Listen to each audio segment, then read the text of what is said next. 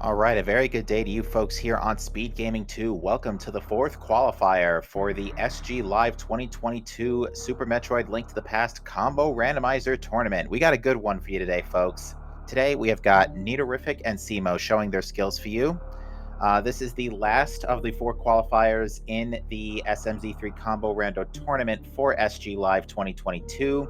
Our settings today are hard logic. It is 774, so 7 crystals to enter Ganon's tower, 7 crystals to beat Ganon, 4 Super Metroid bosses to reach Torian. However, we do have fast Ganon, so we actually can totally skip Ganon's tower today. Probably. That being said, we have a grand total of checks history. We have 14 entrants today in this race.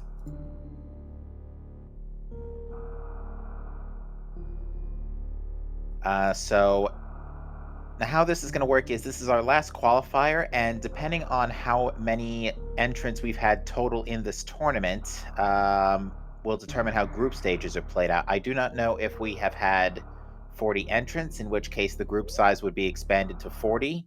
Otherwise, it will be a 32-person group stage. Nevertheless, we are off, folks. Now, in Hard Logic, we have 2 checks available to us at this time. That is Vanilla Morph Ball and the Energy Tank right next to Morph Ball, to the right a couple rooms. Now, we will see if our runners decide to get that now or go straight for a Link to the Past. And it looks like both runners going straight to a Link to the Past. We're probably going to get an early Light World map check here.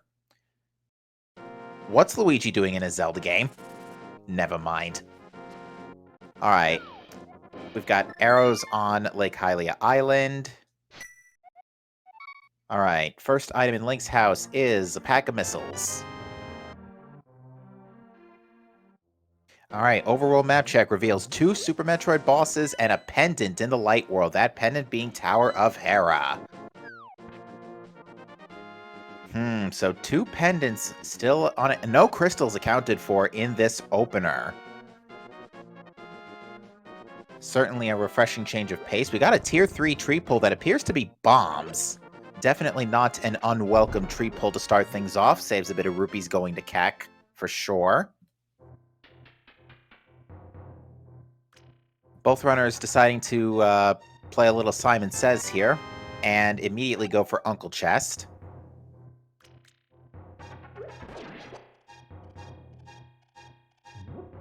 And the uncle himself gives us a Wave Beam. Has that Wave Beam been passed down from generations before? Never mind. Still, Wave Beam is not too bad to pick up early, although you would like to see Spazer or Plasma sometime before too long after picking that up. But hey, at least it's not Wave Beam in Metroid Fusion by itself.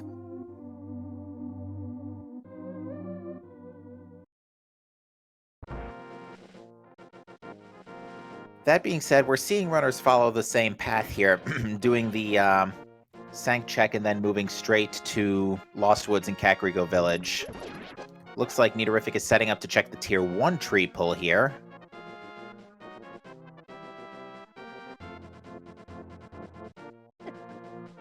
And in the mushroom spot, we have a sword. Definitely not going to say no to that. Full magic for the Tier 1 tree pull. Definitely some good tree pulls and, yeah, some good tree pulls in general today. Just hearts on the bush crab, so not all the drops fantastic this time around. First energy tank of the day. Actually, no, I think the magic was the Tier 2 tree pull. And the single rupees were Tier 1. But we did get our first energy tank of the day in the Thieves hideout. That is thankfully a missile tank on Lumberjack Ledge. So our runners should not have to worry too much about AGA 1 yet.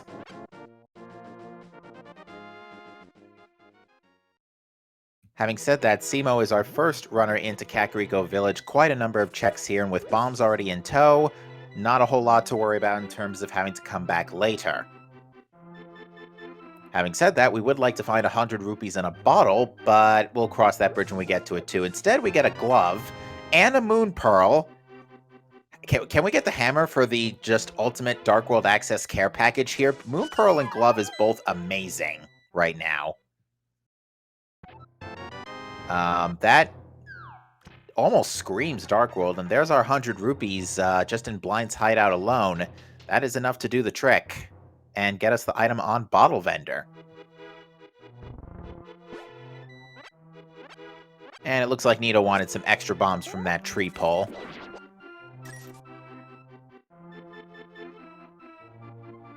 So, kind of contrast to the norm in an SMZ3 seed, it looks like we're going to be seeing a lot more Link to the Past in our opener here, rather than seeing Morph Ball and then immediately sticking to Super Metroid for half the game. Certainly a welcome change of pace, although hard logic, in this particular case, does mainly apply to Super Metroid. We get an X-ray scope in the Kakariko well. It's one of the components of microwave strats, but we're still missing 2 more things for that to be particularly useful. Alright, Bottle Vendor check coming in, and it's a small rebate.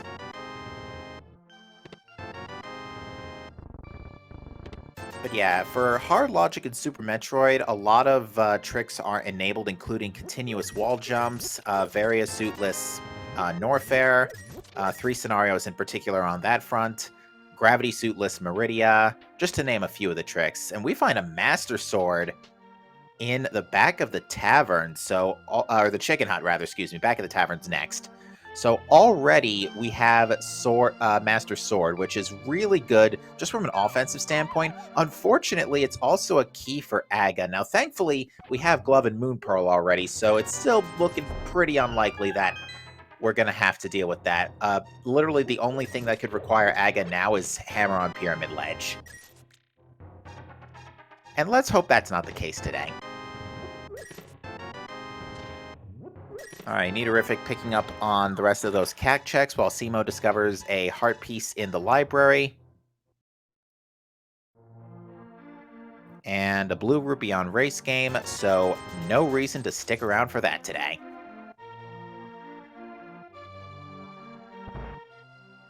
Alright, Simo's deciding to stay in in Sanctuary here. This might be a...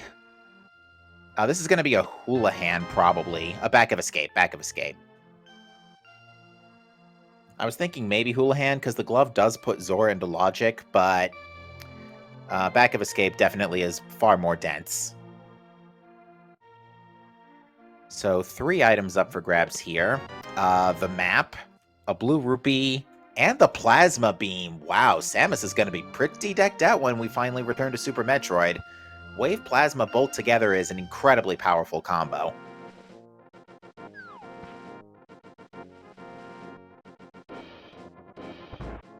Now, because we got that Plasma Beam in A Link to the Past, it actually won't be turned on in Super Metroid immediately. The reason for this, and this also applies to Spazer, is because Plasma and Spazer cannot coexist without completely breaking the game. That spear was real close to stabbing Simo in the back there. Plasma and Spazer can't coexist. So, to prevent this, the beams are turned off by default if they're acquired in Link to the Past. Neaterific decided to blind check the race game. Unfortunately, going to burn a little bit of time. Now, this check is in logic here in the front of the castle, and it is the key. So, that does mean we can zip down to the rest of Zelda's cell in logic, no problem. It does also mean that we have an item in Dark Cross. So, that means nothing but items left here in Hyrule Castle, and there's 3 of them, so Hyrule Castle definitely not looking like a bad play. That being said, Neaterific is going to go ahead and check the dam in South Shore when we get our first power bombs of the day. Interestingly, Simo did not get the key drop, as Chad points out, from the guard earlier. Might be thinking about getting it later. Actually, probably doesn't need it.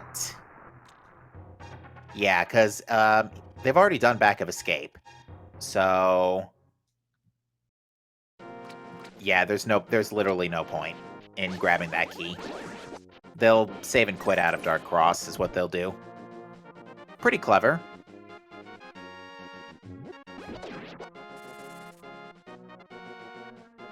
Unfortunately, Simo getting a bit bullied here by the guards. Master Sword does help with offense, but otherwise, still a little bit of trouble. We get a second energy tank in Zelda's Cell, and it looks like Neorific is going to farm rupees. This might be a play for Zora, and then using Back of Escape to generate a Houlihan and get the remaining rupees that way.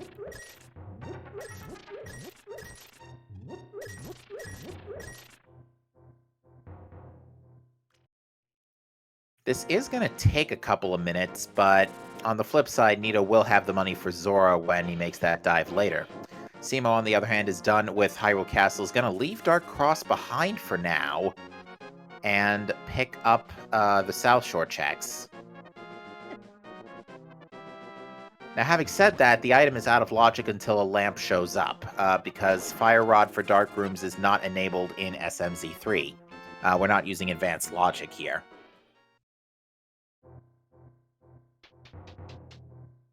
We are going to, however, see Neorific check Agina's Cave. Definitely not an item you want to leave behind in Sphere 0.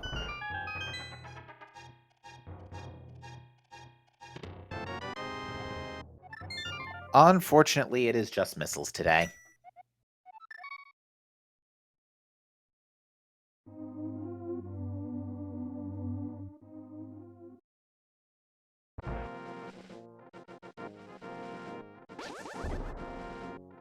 Alright, we have got the mini Moldorm cave check coming up from Simo. No issues, courtesy of Master Sword. We got money, our first super missiles of the day, some more power bombs, the bow, and some regular bombs. So that's looking like a pretty big indicator for Eastern Palace there, folks. And we do know Eastern's required anyway because it does have a Super Metroid token.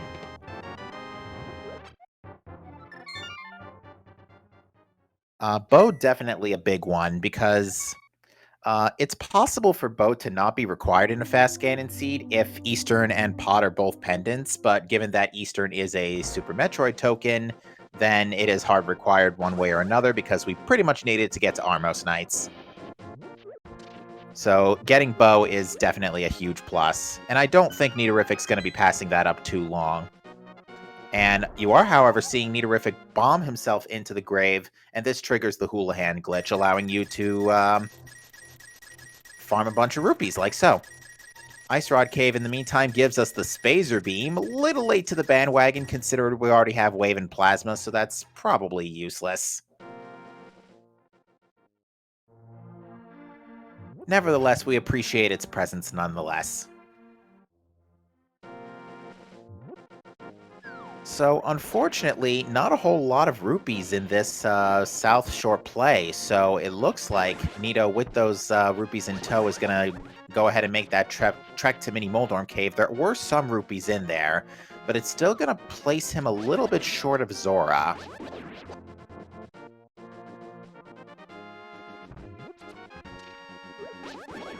Simo, on the other hand, is going to go ahead and check Sahasrar's closet, find the green pendant location, which is Swamp Palace. Ooh, green pendant swamp, folks. That is always one of the bigger question marks. But hey-ho, we got a hammer and Pegasus boots in Sahasrar's closet, folks. This is quite an impressive opener here.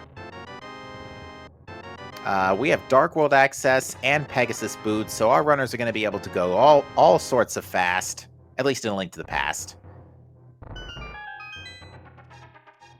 So instead of just giving us the boots, Sahasrara just let us take them out of his closet for some reason. I mean, I guess if they were just chilling in the closet.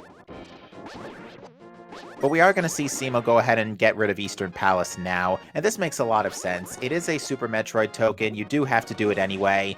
It's possible to do it without Lamp, even though out of logic, and there are 3 items in here, so definitely not a bad idea to do this now. And on top of that, we still really can't do a whole lot in Super Metroid. The big thing that our runners are going to be looking for to open the seat up is Morph Ball. The last 2 things they want to see are Speed Booster and Screw Attack, because those can improvise in place of Morph Ball for some time.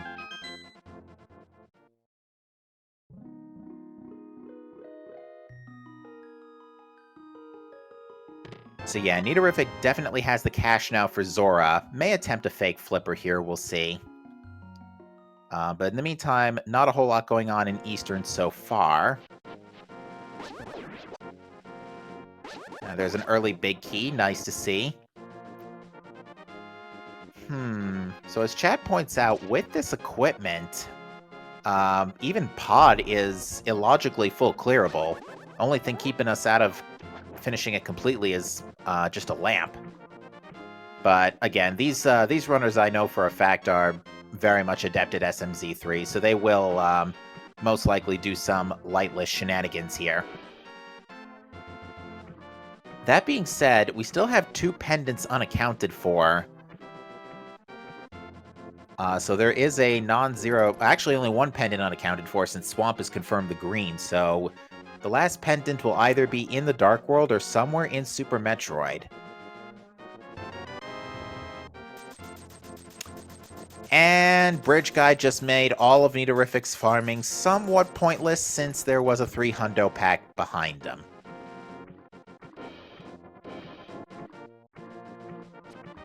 Now, we did get an Ether Medallion from Simo in Eastern Palace as well. That's a perfectly in logic Ether. That is definitely going to help us because one of those 2 Medallion dungeons are definitely required at this point, since we're now only missing 1 pendant.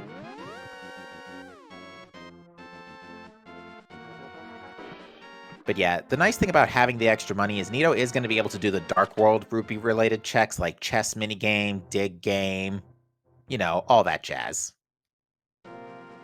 Alright, and now Nito is going to finish up this fake flipper here and go grab the items in Waterfall Ferry, which is an energy tank and a bomb capacity upgrade. We have had a couple of bomb capacity upgrades, which are nice, but it's unfortunately not what we're looking for here. Vanilla Big Key chest next for Simo, and it is our first reserve energy tank of the day.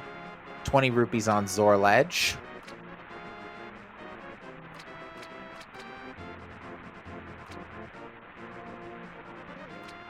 But it looks like Simo is going to go all the way to, or try to go all the way to Armos Knights. Does have a low health problem.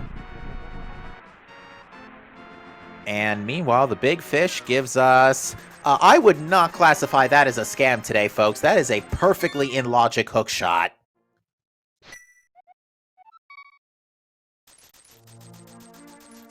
Wow, that is a really good item to find now so that you don't have to go hunting for it later.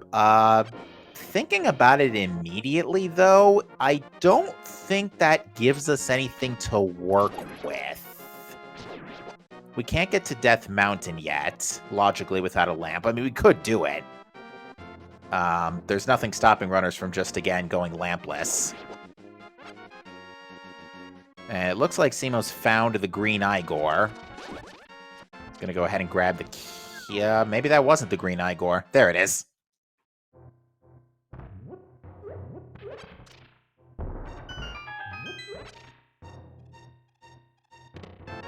Yeah, because Hammer and Hook is enough to give us East Death Mountain from the bottom half, and then we can go out and around to Tower of Hera. Unfortunately, that's a pendant. And also has 2 items, so not a particularly tantalizing dungeon at this moment. That being said, East Death Mountain is loaded with items, with Paradox Cave having 7, Spiral Cave having another one afterwards. The options are there. We are all going to, however, see Nidorific make this Eastern Palace play alongside Simo, and this is, again, this has to be done, so both runners are just making things work with what they've got. Just trying to save them the trouble from later. Having said that, I'm trying to think where the next stop is, and it's probably going to be Dark World for these runners. Thieves Town's probably looking like the next best stop, just because it's a fully clearable dungeon in logic. Sure, we can go to Pod, and we can go to East Death Mountain, but Lamp right now is keeping us pretty well out of both of those dungeons. That being said, Simo picks up the first Super Metroid token of the day, the Ridley boss token, no less. And draws first blood here at the 18-minute mark. Now, Nidorific is going to have somewhat of a small speed advantage courtesy of that hook shot, just being able to zip across a couple of gaps a little faster. And indeed, as predicted, Simo is going to make that trek into the Dark World immediately, probably go straight for Hype Cave. We're going to get our Dark World map check probably in a minute here. Oh, maybe not. Looks like it's going to be Hype Cave first.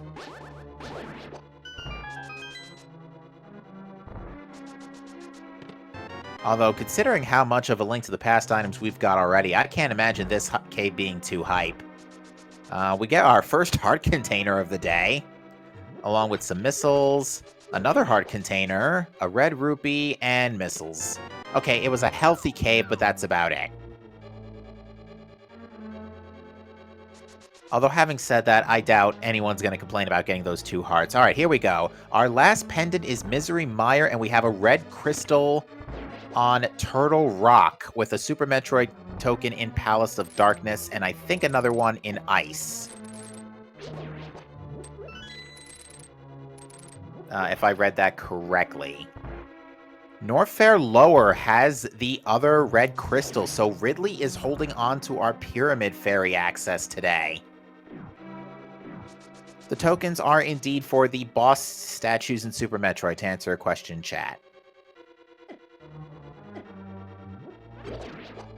So that also means that all of the Super Metroid bosses are required, since they have either crystals or Super Metroid tokens.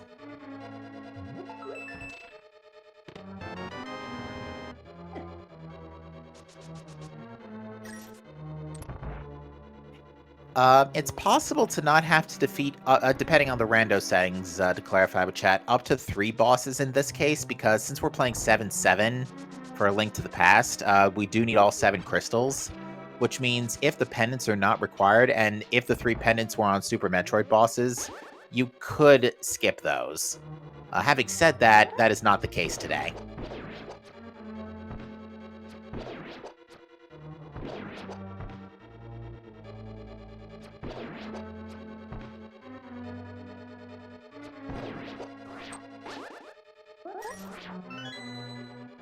In the meantime, Nidourific's just going ahead and continuing this trek through Dark Eastern, but Simo's going to go ahead and dip Palace of Darkness without Lamp. Again, this is doable and full clearable with this equipment, and it is a Super Metroid token, so it has to be done anyway. I still think, following the logic, that Thieves Town would probably be the better play, but at the same time, after clearing Pod, you're not coming back to this area ever again, so it makes sense to clear this now. It's just going to be more inconvenient doing with the Dark Rooms, which again, it looks like these runners are clearly not too concerned about.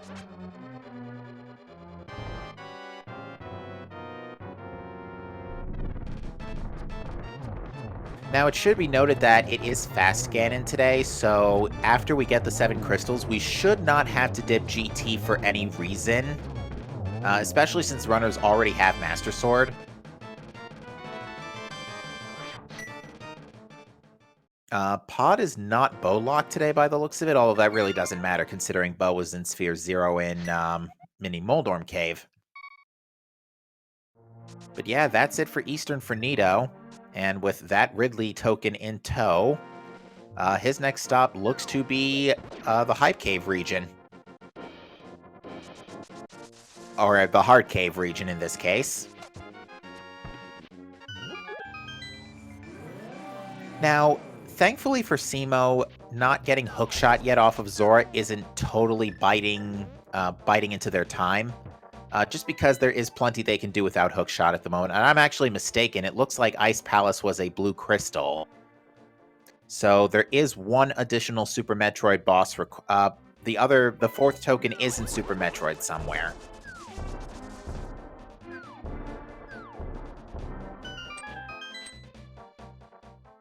Thanks to Professor Renderer, our tracker today, for verifying that ahead of time.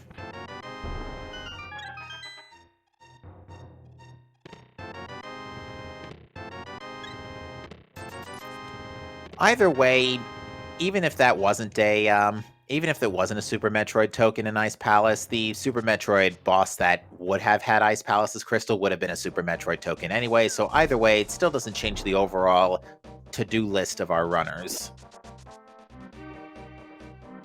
Nice early big key in the bow lock section of Palace of Darkness, followed by a heart piece.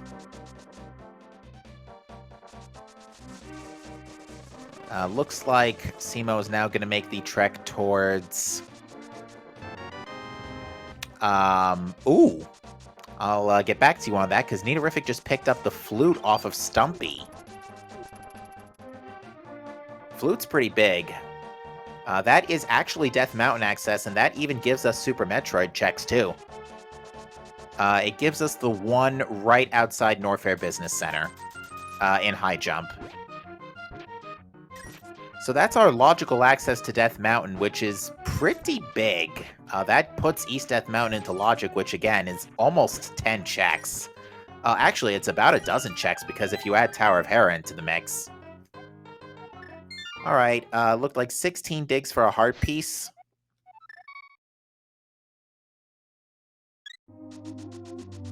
Alright, so Simo's going ahead and dipping the Dark Basement here. First item is a small key, second item is a pack of super missiles. And with boots in tow, Nitorific's gonna make a quick pit stop here to bonk rocks. And that contains more super missiles.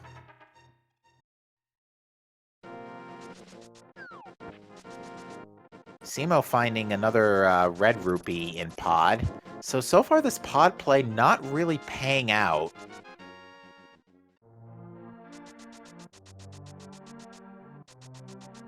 Boy, so much happening over these first 30 minutes here, I haven't had time to sip my soda. In the meantime, please rise if able and remove your caps for the Link to the Past National Anthem.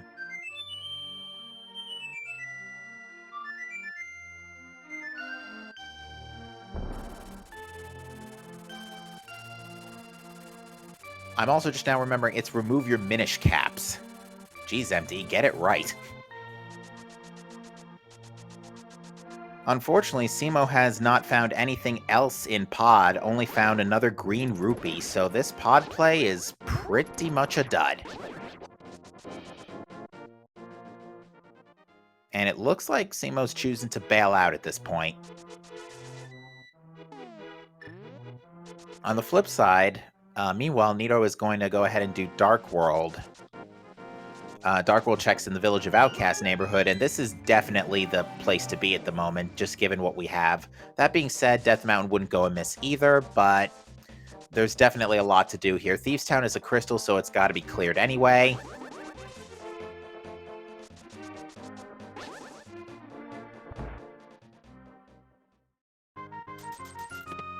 Alright, chess minigame has a quick heal and some missiles. To be fair, the first item is random.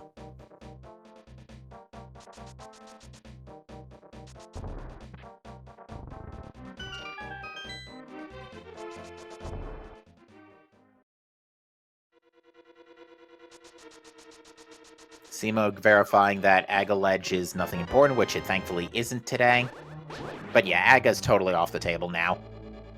The hammer earlier pretty much killed him, but even still. Weirdly, Aga is dead, and since we don't have to do GT today, Aga's gonna get to live too. What a weird Schrodinger's wizard.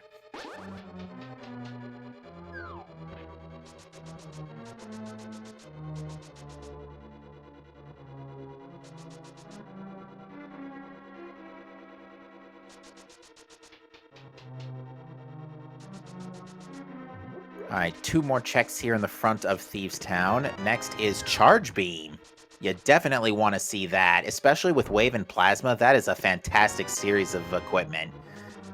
Now, we actually have Charge Plasma and X-Ray Scope, so we have microwave capabilities, which is a pretty big plus for Super Metroid. Now, Charge Beam only has 40 power, but it does raise special attack. Oh, wait, wrong series. Sorry.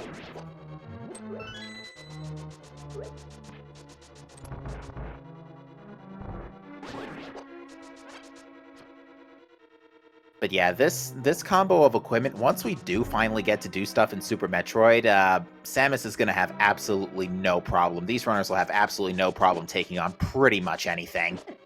Plasma Wave is probably the best combo you can get next to having Ice Beam for the purpose of using critters as platforms, because we might need to do that in Hard Logic. Ooh, Nitorific took a few hits there from the spikes. Simo, on the other hand, decided to continue doing Village of Outcast checks and was rewarded with a Cane of Burna, so at least now Simo's got an invincibility item. However, it's pretty likely Nito's going to check that on the way out of Thieves Town, so I don't think he's missing out on much for the moment.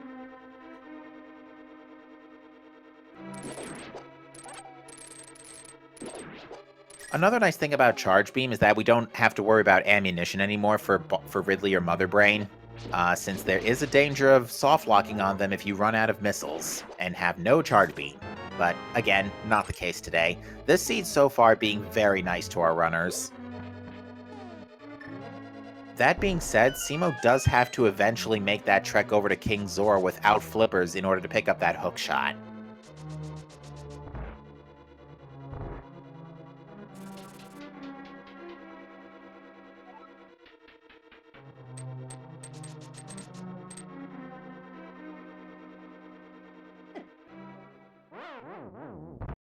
Oof, that's going to be a KO for Nitorific. Thankfully, Death's in A Link to the Past not the most punishing in the universe, but it's going to eat just about a minute here getting back to the right spot. Also, Nito doesn't have to climb back to the entire attic again, thankfully.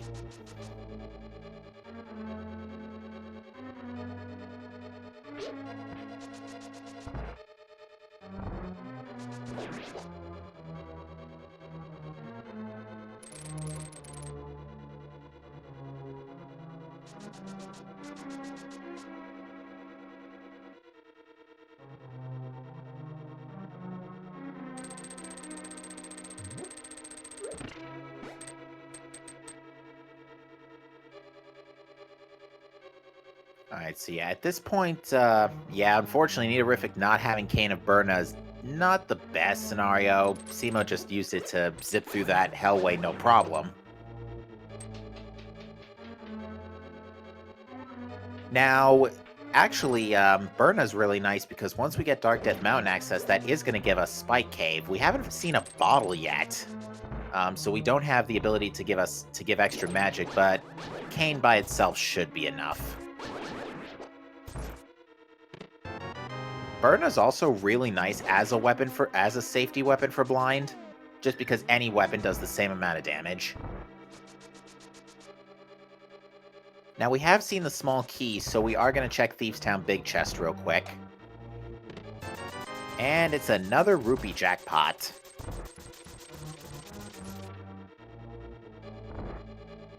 I think we've seen the map and compass, so I'm pretty sure blind has an item.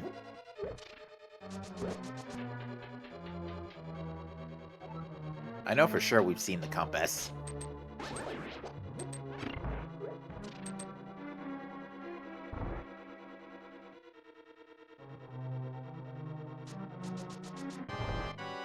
Alright, Blind, what have you to say to us today? The chimney sweep wore a what now? A suit and tie.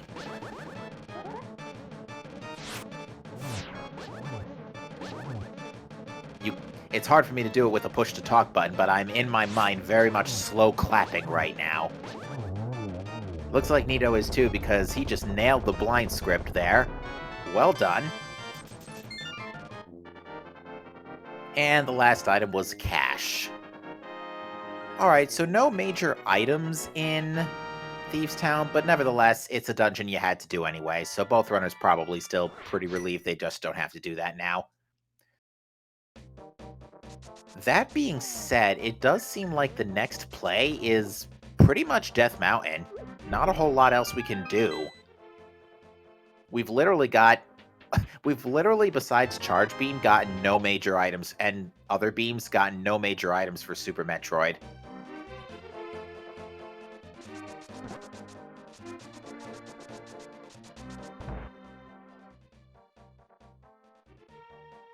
Alright, this is going to be Nito's missiles in the back of the brewery. No, this isn't back of the brewery. This is the Sea Hut. Oh, looks like Simo lost a little bit of control of the blind script. Is pulling out Cane of Burner for safety. Good recovery nonetheless. Alright, we're going to have a look now at Bumper Ledge from Nitorific. See if we ever need to pick up Magic Cape sometime in the near future. And the answer is no, it is a heart piece.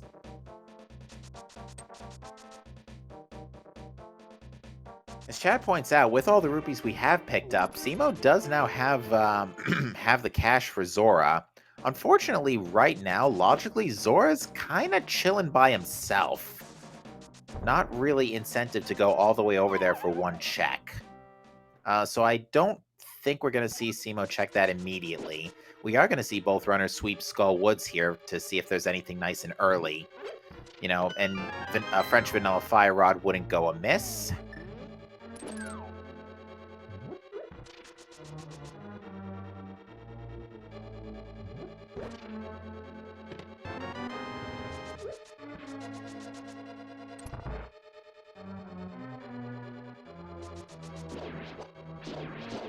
So far, just a compass, and this chest, unfortunately, is still guaranteed to be a small key in SMZ3. We got a big key, though. So, big chest, right next to the big chest, no less. Looks like Simo's actually going to pick it up and then kind of follow right in Nitorific's footsteps here. And it's only for a small key. Because, yeah, that pinball room small key has to be there right now because... otherwise, you would soft lock, and we, again, are not running Advanced Link to the Past logic, where the game may expect you to save and quit. And therefore could put an item in that chest.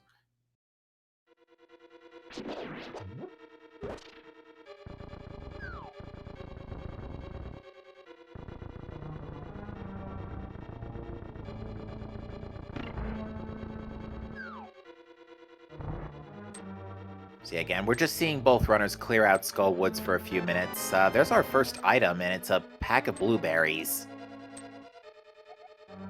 I think Nito was debating whether or not to keep going in Skull Woods to look for anything else, or to bust out, so it looks like he's deciding to bust out. And yeah, at this point, I agree with this play. I feel like Death Mountain is really just calling out to our runners now. That being said, Nito is going to go ahead and rescue the old man in the dark. Been seeing a lot of that today. Simo, on the other hand, looks to not be saving and quitting out of Skull Woods and is looking to stick around the area for a little bit longer.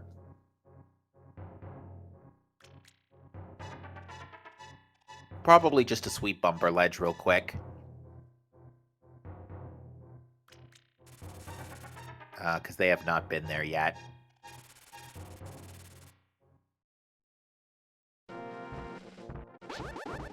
Alright. Old man in tow. Nitorific receives a tip.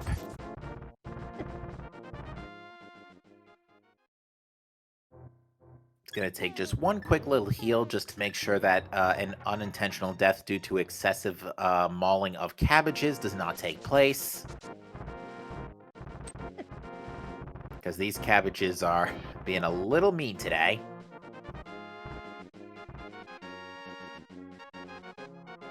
Alright, we're going to get our first look at Spectacle Rock. On top it is a heart piece. And down below, it is the Speed Booster. Oh, that is the last thing you want to see in hard logic for Super Metroid Zelda 3, because that does put a few checks into logic without Morph Ball. Oh dear. It does mean we can go fast in both games.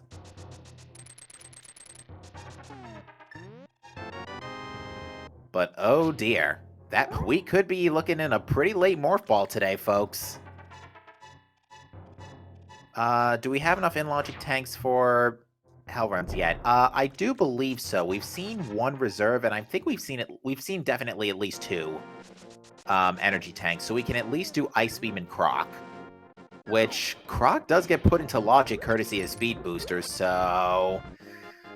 Anyone want to morph behind Croc today? That'd be an interesting story to tell.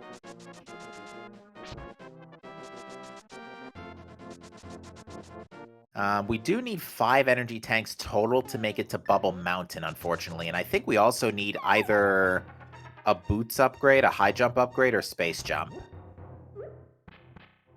Ice Beam also needs Morph Ball, of course. So. Alright, Paradox Cave. We've got missiles and super missiles. Missiles and big missiles.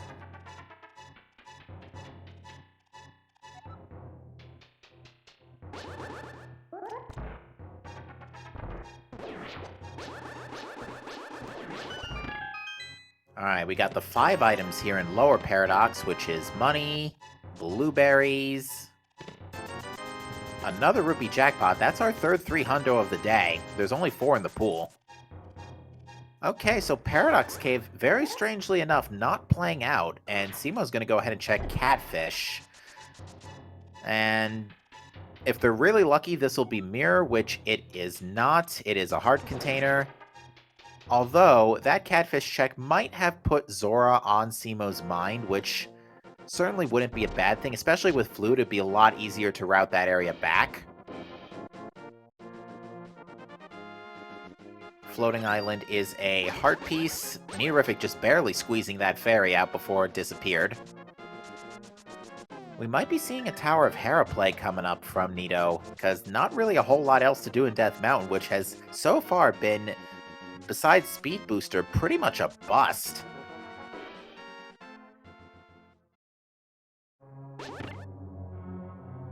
Oh, chat points out Speed Booster can get us into Bubble Mountain as well. Makes sense. Interestingly, Speed Booster also helps enough for Spiky Room of Death and Wreck Ship. Yeah, Speed Booster is weird, folks.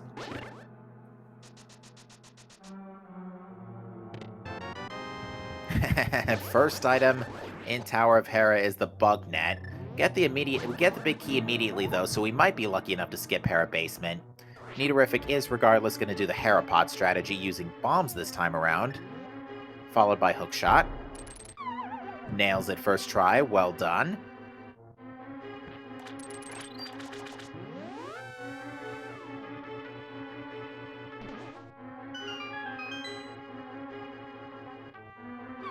So as far as items that could be on pedestal right now, well, obviously not that.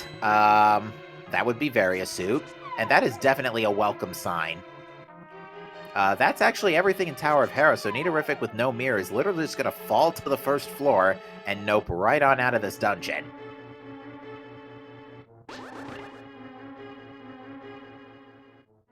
So yeah, now we don't have to worry about Hell Runs anymore, at least on Nito's side. Simo, on the other hand, is going to fake Flipper to Zora. This is going to work out in their favor.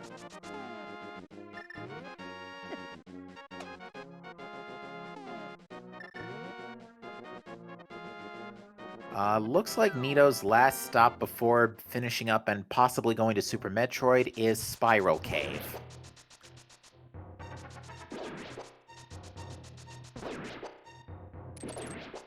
But yeah, thinking this through here, yeah, there's a few checks in Super Metroid besides Norfair that are put in logic courtesy of Speed Booster. Oh, there's another energy tank, which again, it's not going to go amiss either. We do need 3 energy tanks hard required to beat the game, just so we can tank the first Mother Brain Rainbow Laser, because no way getting around that.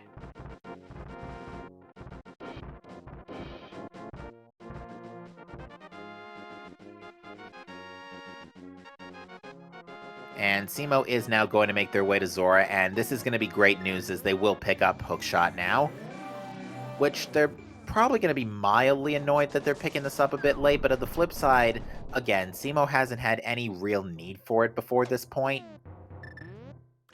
So leaving Hookshot up to this moment isn't putting them too far behind.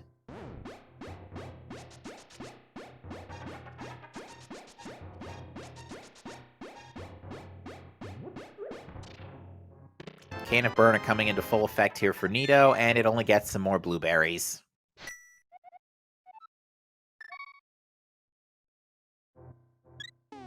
And with that, Nidorific save and quits back to the old man, and this is going to be a play to the Norfair Business Center. So yeah, folks, if you're just joining us, we are finally about to dip Super Metroid again after the first couple of minutes of the game. Nidorific remembering to immediately initiate Plasma Beam. Because, yeah, Samus Beam-wise is pretty decked out right now. She's got Charge, Wave, and Plasma. Only thing she's missing is Ice, and then she's fully Quispy. High Jump E-Tank is Missiles. Behind Croc is a Super Missile Pack, so still nothing of incredible note showing up yet.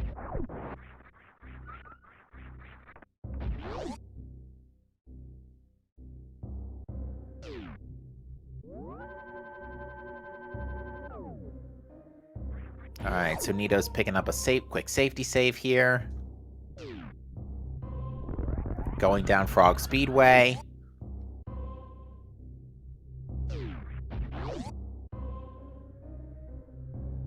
And what have we got here in Bubble Mountain? This looks like it was missiles to start.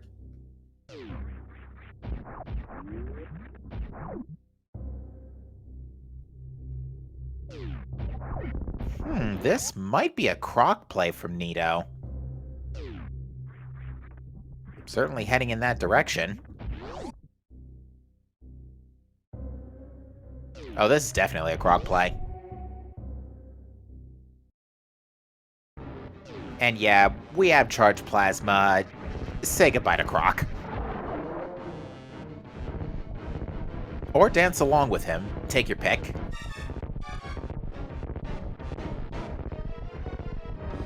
Alright, Simo now has Speed Booster, is going to bomb jump across Spectacle Rock. And what is directly behind Croc? The Cane of Somaria. Yeah, we definitely need that today, by the way. With Turtle Rock being a red crystal, no less. So, immediate profit for betting on Croc today. So, what else is in here? Now, Cane is really helpful, but unfortunately, immediately, that doesn't do us any good. It's useful for Ice, it's useful for Swamp because of Diver Down. It's needed for Mire and Turtle Rock. That being said, what's keeping us away from Pedestal at the moment? Morph Ball, obviously, since there's a pendant in Super Metroid. And I think we need, regardless, Morph Ball for all of the Super Metroid bosses. Titan's Mitts can't be on Pedestal because we need that for Mire. Actually, no, we don't. We can get away possibly without Titan's Mitts for Mire if we go to Lower Norfair. But we still need Morph Ball regardless. Flippers can't be on Ped because Swamp Palace.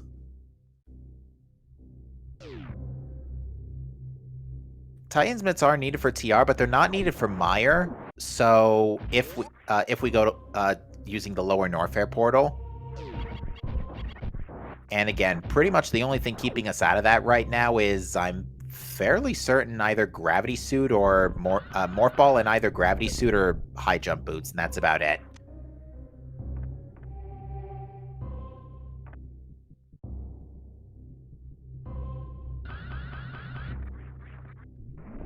What else could be on Pedestal? Not Flippers. Either Rod could be on Pedestal. Any of the medallion, whichever medallion is needed for Turtle Rock, if it's not the same as Mire. Gravity could be on the Pedestal. But yeah, no other major items from Croc at the moment. It looks like Nidorific's actually reset it away. Oh, no, wait, this is a different save room. I'm sorry. Nito just went further ahead and hit the other save room. So yeah, now he's going to yeet right out.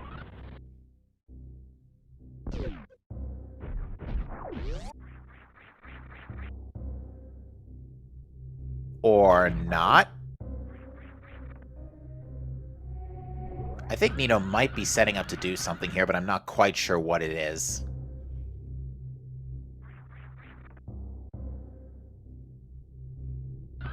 Nito is setting up for reverse crumble tower. Okay. That is a nice looking Variasuit model BTW for Simo. Interesting colors.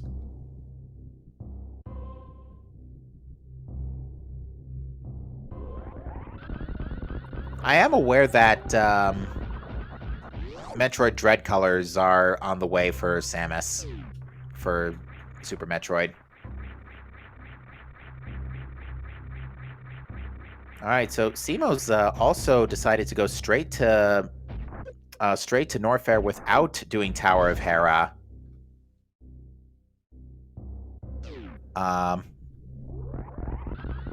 So actually doesn't even have Variasuit. This is still Power Suit for Simo. Just now realizing.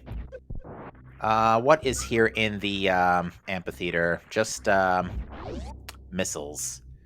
Now, having said that, Simo is still in logic going to Bubble Mountain because that only requires 5 energy tanks, and the Cane from Croc is still in logic even without Variasuit 2, so Simo is still in pretty decent shape.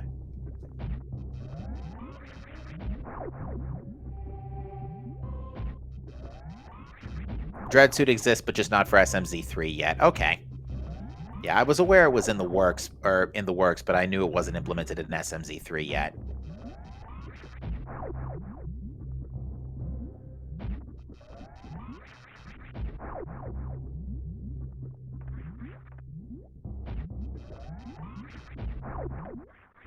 Alright. Nito is continuing to try and do some fancy speed booster shenanigans here in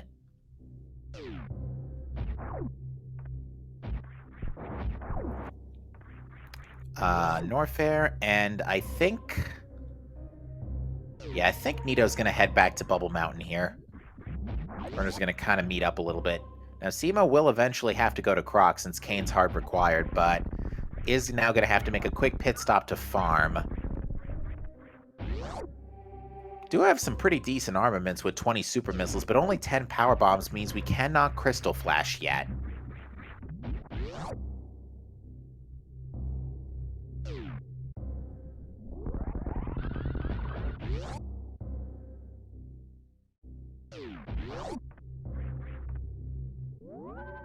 Ooh, that is a Tempered Sword outside Speed Booster. That will not go amiss, absolutely. That makes scanning way easier. Spins not required.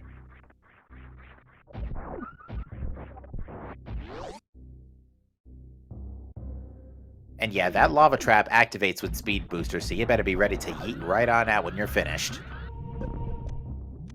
Alright, Simo's gonna go ahead and grab these and then pick up Bubble Mountain Reserve. There's a nice pair of items back there.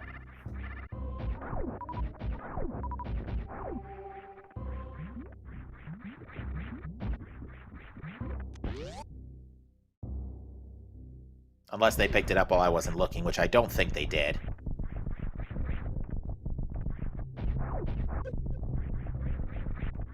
But it looks like they're just taking another quick safety save, because yeah, dying in Super Metroid sucks, by comparison to A Link to the Past.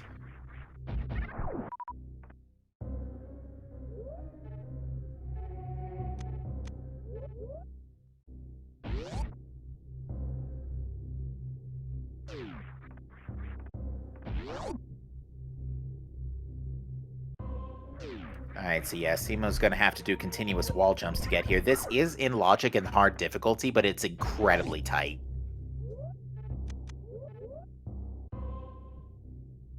Just one more wall to scale here. Ooh, and Simo falls down. Yeah, again, this is not a pleasant series of jumps to do.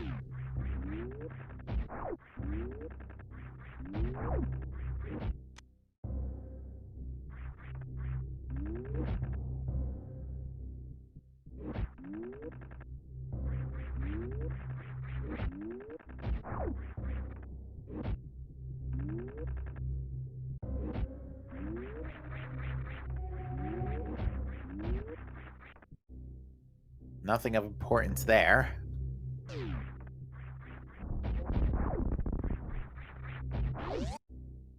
Oh boy. So this Upper Norfair play so far has been a bust. This is really intriguing. Death Mountain has been a bust, besides Speed Booster, which led to Kane on Croc, but that's literally all we found here in Super Metroid so far. Yeah, I don't like this.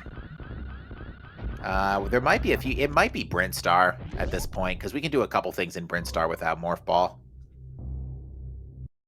Unfortunately, our runners will have to at least do a cross-game save in order to reset the spawn point back to landing site.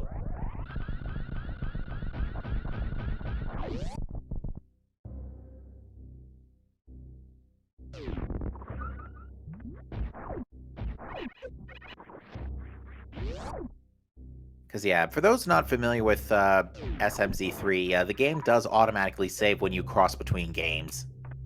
And if you save or hard reset the console after performing such save and quit, or such cross-game save, you are put back on the ship in Super Metroid.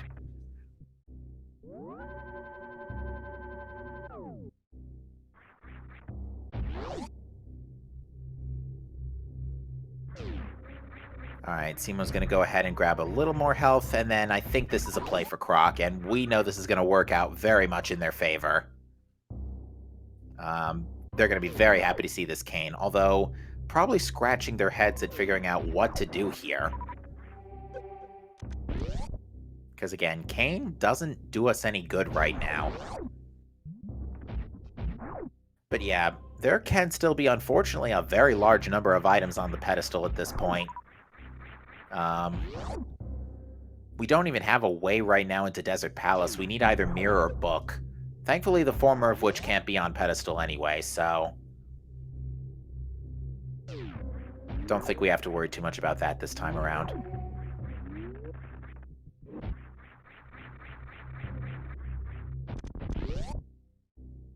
But yeah, after what was a pretty fast start with a ton of items in Sphere 0 and Sphere 1 Link to the Past, we've slowed down a little bit here.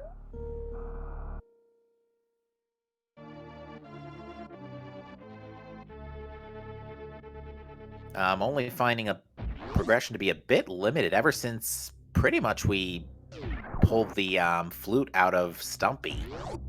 Because, yeah, that was Flute on Stumpy to Death Mountain for Speed Booster, and then Speed Booster to Kane. That's about it so far.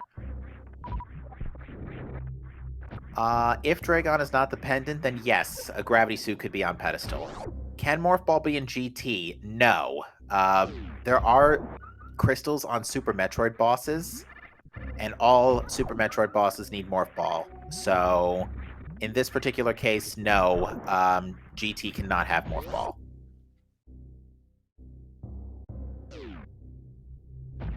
GT can only have Morph Ball if all 7 crystals are in A Link to the Past.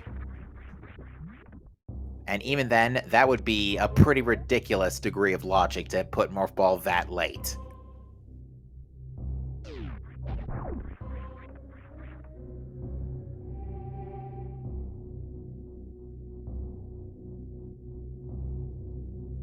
That being said, we are looking at a pretty late Morph Ball as is, because we're now approaching the 1 hour mark and we still haven't found it. That being said, Nidorific is our first runner to leave Norfair, and is going to be heading in the direction of Red Tower.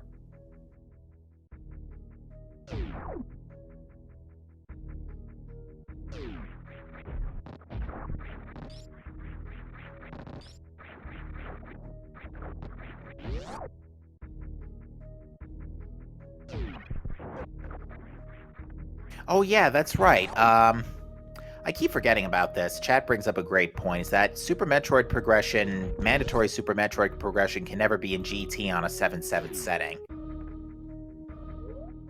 And when I say GT, I mean Ganon's Tower. If I'm talking about Gold Torizo, I call him Big Bird.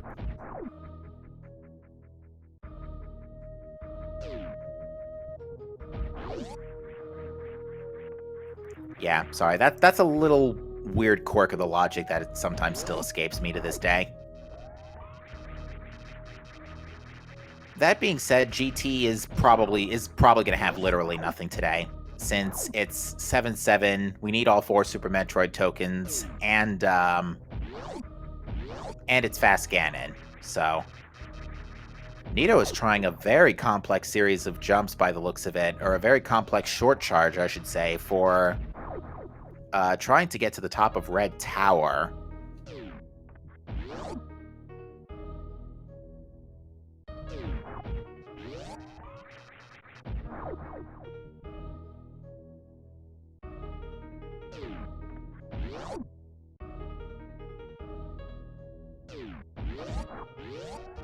Looks like Simo's interested in doing that same Crumple Tower Shine Spark that Nidorific was focused on earlier.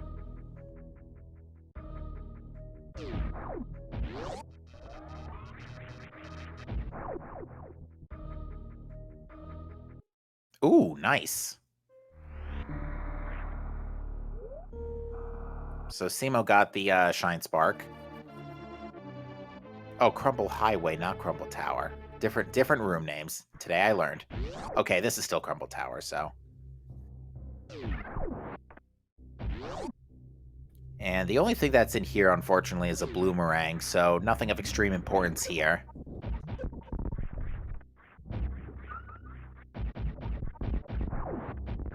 Alright, looks like Nidorific's given up on that.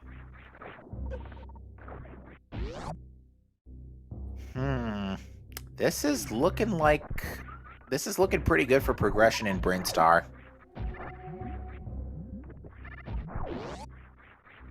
We can definitely reach Terminator right now, for example.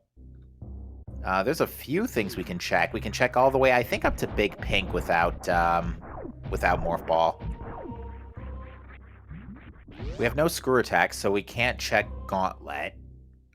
I think it is possible to check... Actually, wait. It actually is possible to check Gauntlet, but you would have to Shine Spark up to Crateria, the door to Crateria Power Bombs. Shine Spark to the door into Gauntlet, open the door, go back to Crateria Power Bombs, and then Shine Spark back across. And that even then, that's a one-way check. Having said that, Nidorific has finally reset to the ship. And we're finally going to see some Brinstar checks here. First off, we have Terminator.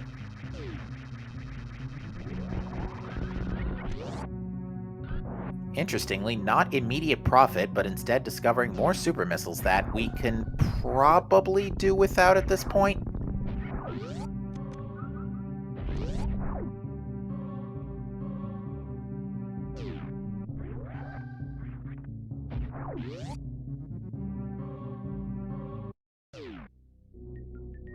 And we are going to get our Brinstar checks. And it looks like Simo has followed suit here and immediately gone to the ship as well. So, again, this seed pretty much hard railroading our runners at the moment. Not offering a whole lot of room for divergence. The thing that would explode the seed wide open for our runners... Probably Titan Smiths. That was a Spring Ball. On Speed Booster Bridge, and there's Morph Ball right behind Speed Booster Bridge. So there we go. Morph Ball behind Speed Booster today, folks. You'll love to see it. And yeah, that Spring Ball is actually not in a bad spot given the circumstances, given that it is right behind Morph. With that said, Super Metroid has pretty much been exploded wide open here.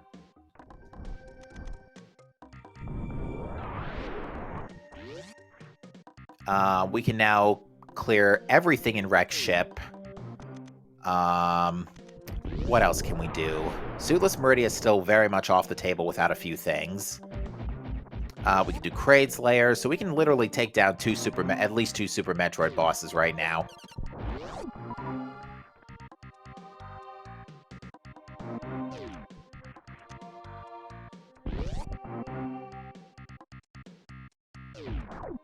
Nothing behind Edakun's Pit.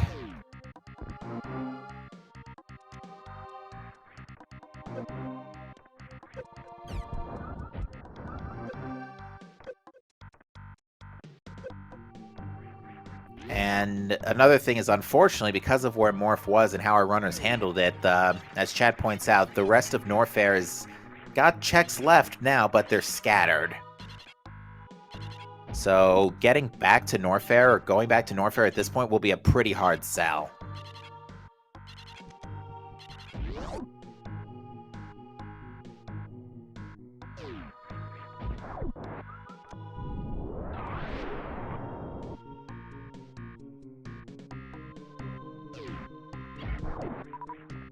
That being said, Nidorific just grabbing some extra power bombs before continuing here.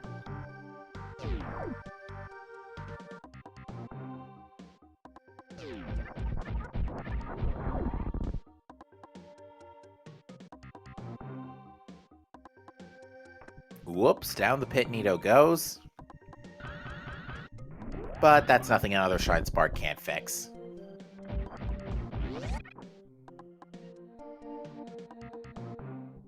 As Chad points out, yeah, the back of the high jump room now has 2 items in logic, which we were not able to access earlier.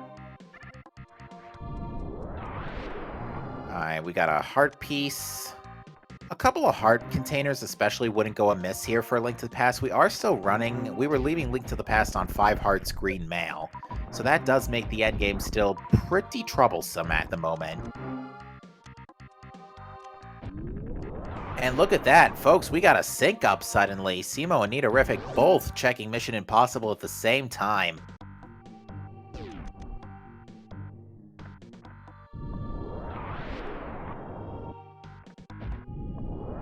And right after that, we see Prophet finally. That is the Titan's Mitts, and that kicked A Link to the Past pretty wide open too.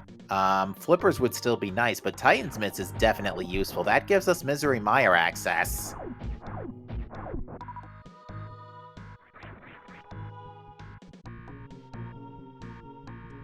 For that matter, I do believe since we have Mire access, we can now reach Ridley without any additional upgrades. Call me crazy, but I think this puts Pedestal in logic.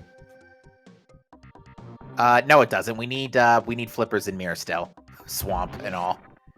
But yeah, that's unfortunately 2 pendant dungeons in play, and that is not something you want to see as a Link to the Past player. And Simo pulling ahead a little bit here.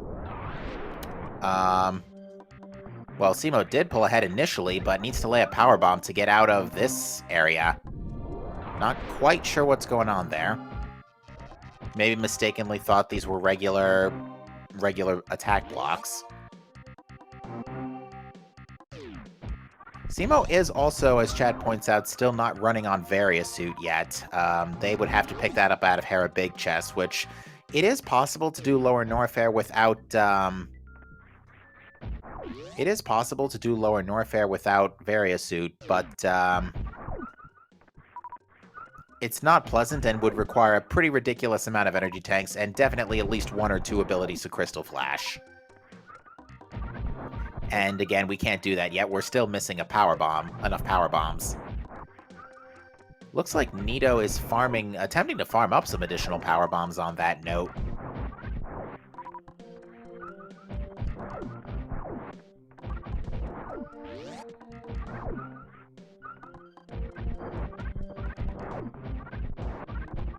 Alright, nothing but some red rupees behind Wavegate.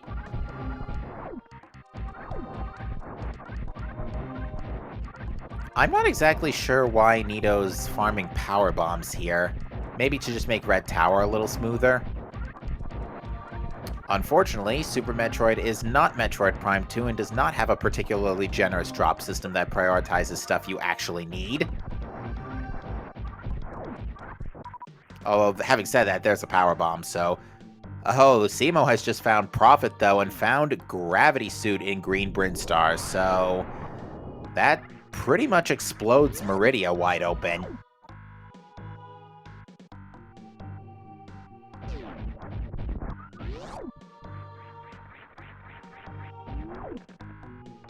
Especially with Speed Booster in tow. So yeah, we're going to be spending possibly a lot of time in Super Metroid, and it looks like Kraid is a crystal today, we're just discovering. Because yeah, if you check the map in Super Metroid, you can look at the boss square and see what the dungeon boss is. So, Kraid does have a crystal today. And with Kraid having a crystal, that would mean that... well, actually, no. Dragon or Phantoon is still wild cards right now. We don't know which of them are crystals and which one's the Super Metroid token.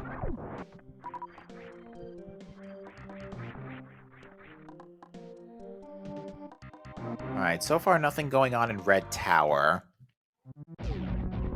But Nidourific's going to go ahead and check the remaining checks in Blue Brinstar. Collectively, to answer a question, chat, yes, that is pretty much Super Metroid Go mode. There is nothing stopping us from beating all 4 bosses now. Alright, Power Bombs at Vanilla Morph Ball. Definitely not going to go amiss since that's the ability to Crystal Flash now.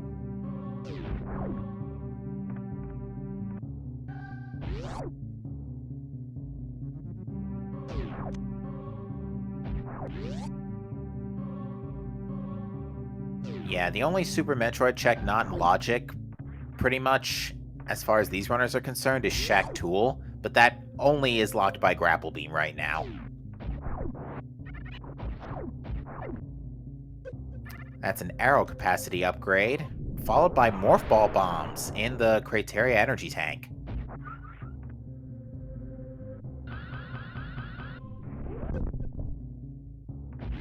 Alright, regular bombs are definitely nice, but with Spring Ball, we already have the kind of best time save that bombs would normally provide. And Billy Mays, we find Magic Powder and the Ice Rod. Both incredibly good items to have. We definitely need that Ice Rod. Our first bottle of the day, however, has been found in Red Tower at Spazer. So that puts Sick Kid into play.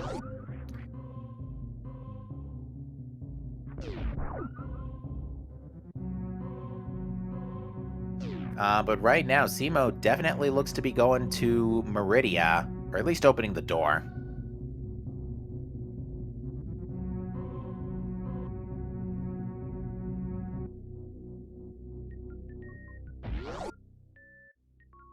But it looks like Simo for now is interested in clearing their crystal dungeons and is going to go ahead and just get Kraid out of the way.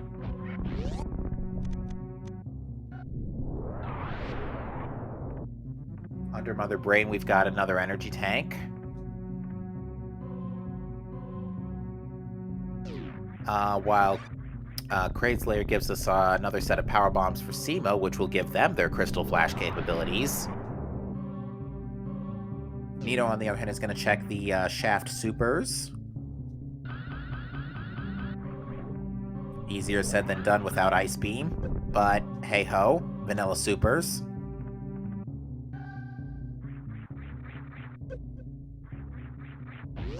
And with that, it is time to visit Kraid. Thankfully, not nearly as dangerous as he is in Metroid Dread.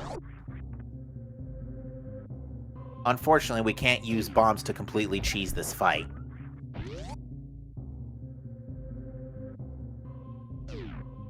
That being said, Simo still made very quick work and picked up a crystal.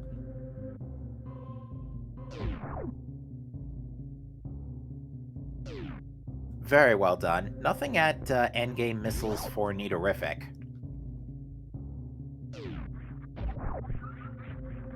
So this Blue Bryn play definitely coming up strong for Nito, picking up a very required Ice Rod and possibly required Powder, depending on Bat. We'll cross that bridge when we get to it. Still not a whole lot directly sending us back to A Link to the Past at the moment, though. Again, Titan's Mitts are nice, but without flippers, we're still locked out of a few places, and rods and Fire Rod especially is a pretty big missing component. Ooh, Little Bird did not go down to one charge plasma shot.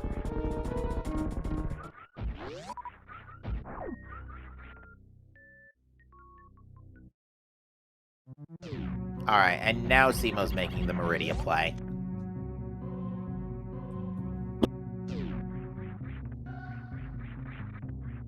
Given the circumstances and the fact that we can basically full clear Meridia minus Shack Tool, this does feel like a good play at this point, just on sheer density. But hey, there's the single arrow of destiny in Main Street.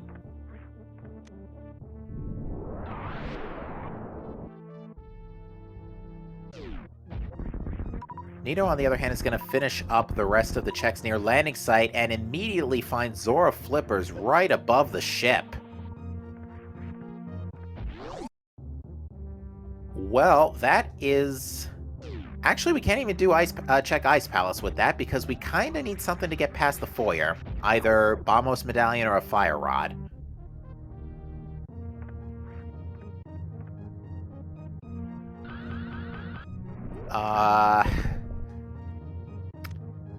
Flippers at this particular point. Yeah, so it doesn't open up ice until Fire Rod shows up. We do need them eventually anyway, so again, much like Kane, nice to have, but not what we're looking for right now.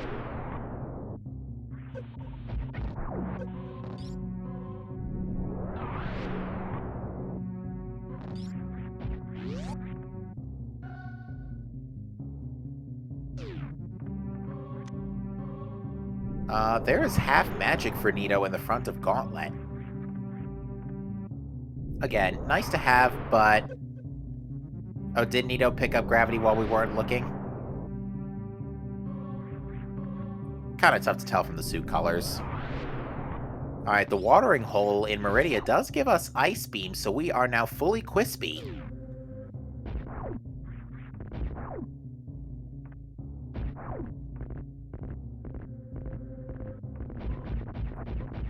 Well, some nice items here in back of Gauntlet. We got a shirt and a reserve tank. The blue mail's definitely not going to go amiss at this point. Oop, I think Nito accidentally bounced just a tiny bit to the side of the crumble blocks there.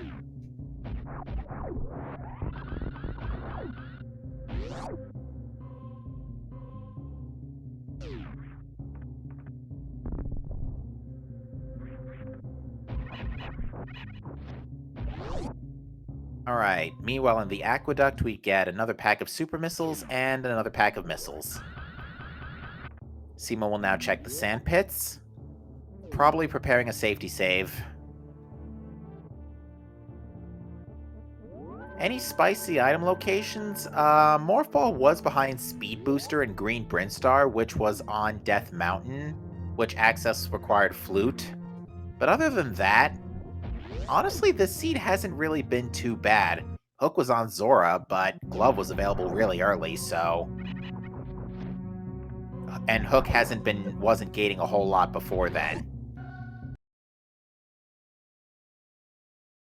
So yeah, this is a very interesting race right now. That being said, Nito is back in A Link to the Past, and left side sandpit is junk. Looks like Nito's going to take those Titan's Mitts and go ahead and start sweeping Dark Death Mountain here.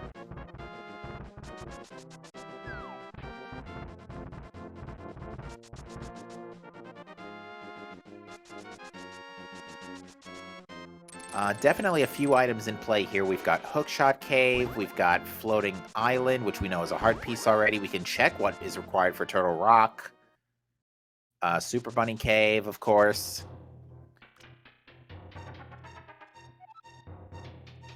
But yeah, this is a...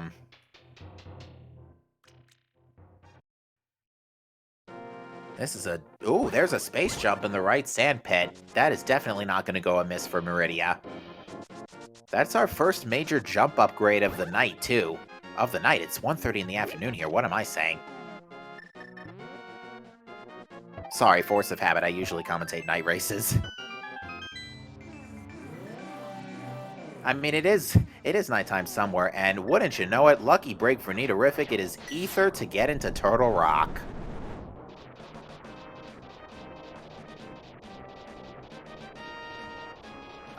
We can do stuff in this dungeon without Fire Rod. Not a whole lot more without Lamp by Logic, but we can do stuff in here.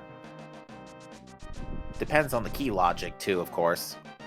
Oh, Simo is attempting to clip. This looks to be a clip for Shaq Tool. An ice clip. I don't remember if ice clips are in logic in hard mode. I don't think they are. In the meantime, Nito did find a Quake medallion in Hookshot Cave. We probably don't need that, but better to be half safe than half sure. And that's the clip. So, meet Shaq Tool.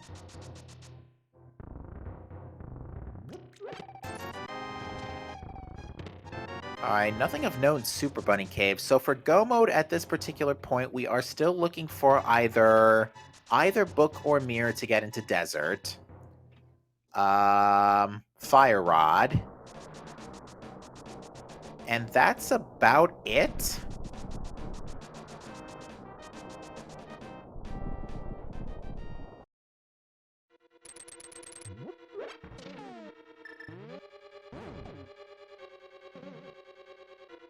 So yeah, fire and either Mirror or Book. Unfortunately, in the case, Fire Rod could be on the pedestal.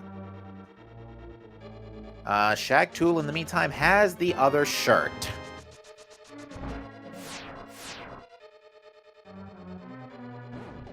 Unfortunately, again, as nice as that is, it is not what we're looking for.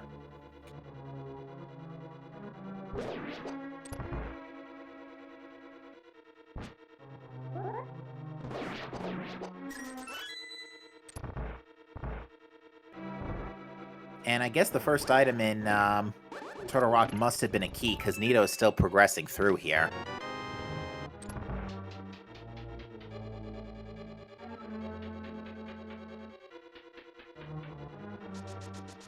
And yeah, as Chad points out, we might need Bombos to get into Ice Palace if Fire Rod is just chilling in there. Unfortunately, we haven't seen Bombos medallion, so we still can't check that.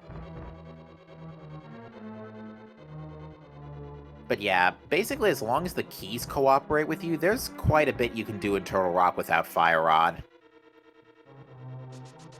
I believe if the keys cooperate in particular, you can get all the way to Laser Bridge. But this check needs to be the big key.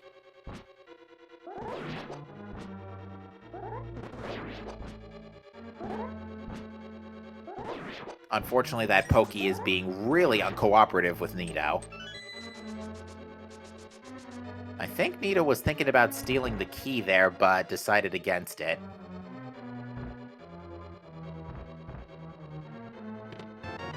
And that is not the big key, so we are done here in Turtle Rock until Fire Rod shows up. Although Nito apparently disagrees with that assessment. Is this an attempt to steal a key from somewhere? Never mind, Nito's decided, nah, never mind, not a good idea.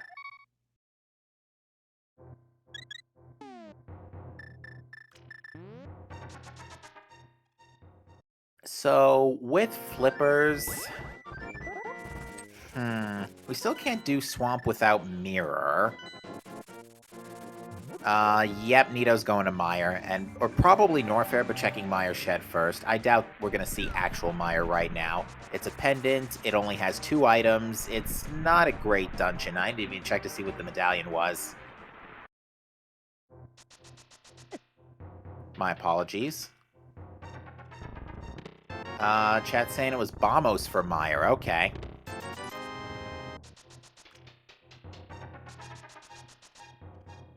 So thankfully that means... it means that, Bamos won't be in Mire at the very least. That's about it. All right, what are we seeing Simo do here? This looks to be a play for Dragon. All right, Screw Attack gives us a heart piece. Gravity Suit and Space Jump will let us check Showcase Showdown if that is behind Big Bird up top here.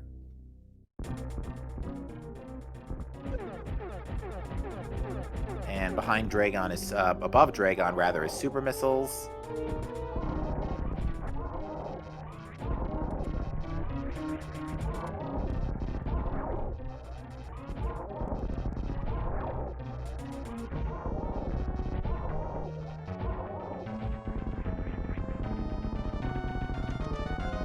You know, actually, I think the worst place for Fire Rod right now, besides Pedestal, would probably be Green Pendant, because Green Pendant's on Ridley.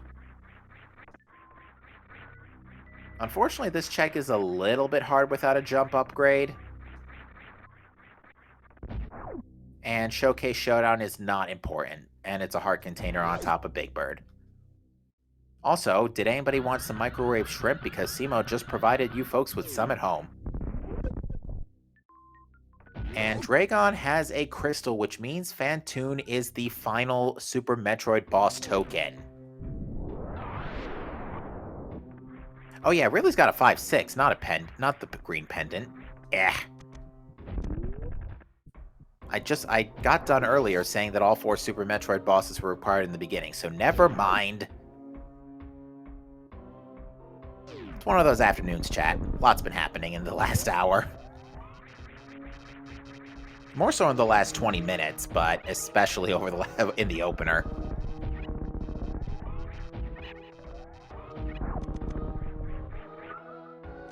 That being said, Pyramid Fairy is unfortunately not in play until we find Fire Rod. Right now, I think the big thing gating our runners right now is Fire Rod. Fire Rod would be ideal. Mirror would be okay, because it gives us Desert and Swamp.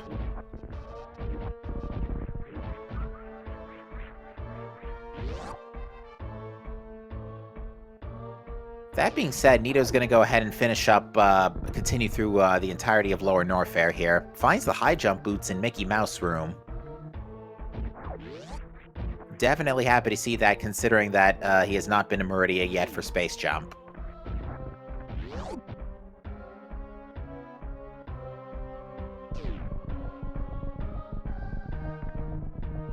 Looks like Simo is making a trek to Plasma Beam over here.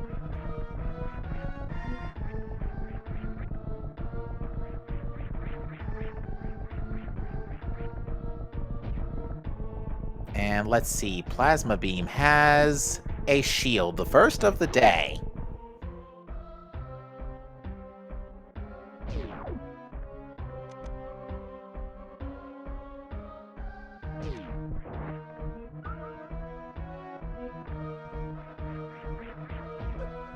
Alright, nothing of importance down here.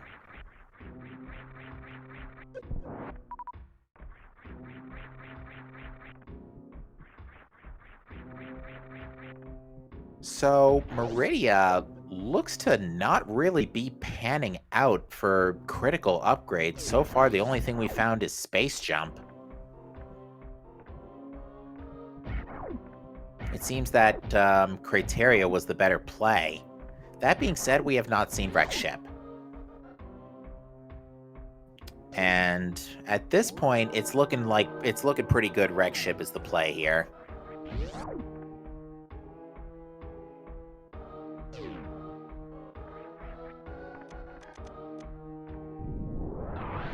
That being said, it looks like Simo is about ready to bust out of here and go back to A Link to the Past, or is going to use the A Link to the Past portal in Lake Hylia to get to Brinstar a lot faster.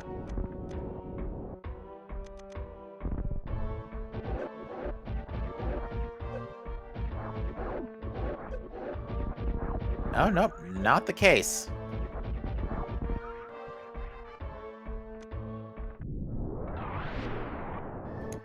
Simo is going to East Death Mountain. Yeah, this is going to be a Dark Death Mountain play for Simo. Probably gonna... Simo might be debating routing in Tower of Hera after all that. Probably doing Hera first if that's the case, because that would net them their Varia suit.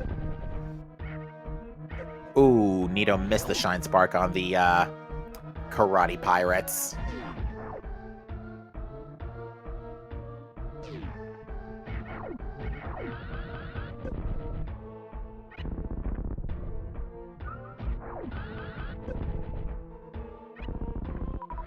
There we go.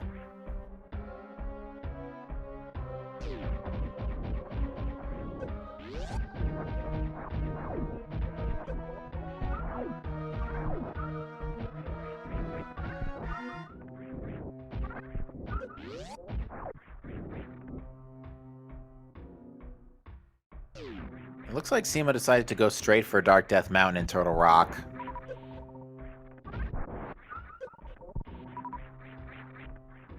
Alright, Nito is now going to go ahead and get the 5-6 crystal off of Ridley.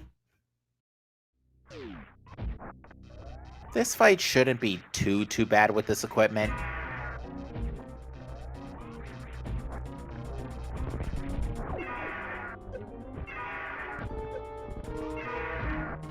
Having said that, Ridley not exactly being the most cooperative at the moment.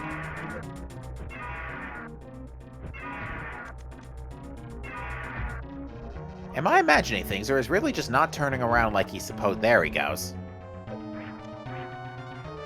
Last I checked, Ridley was supposed to turn around after you ducked under his tail with Morph Ball.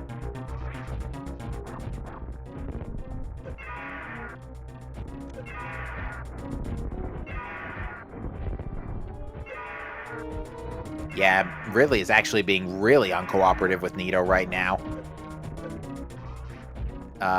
Almost in danger of burning those reserve tanks.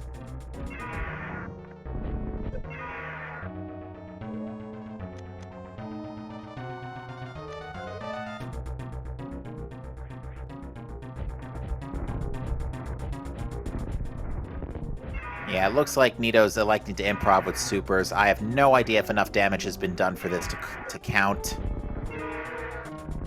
This is gonna be a little tight.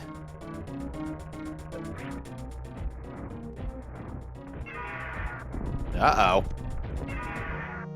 Oh, that's a KO to Ridley. That is a very punishing death for Nitorific.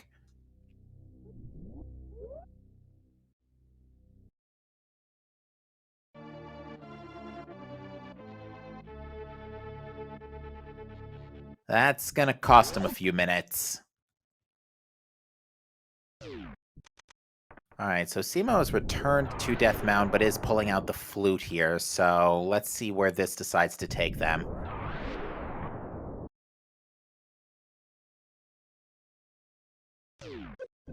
Looks like up Lower Norfair. Which, without Varia Suit, this is gonna be rough. I was also not aware that it was possible to glitch the music in Lower Norfair.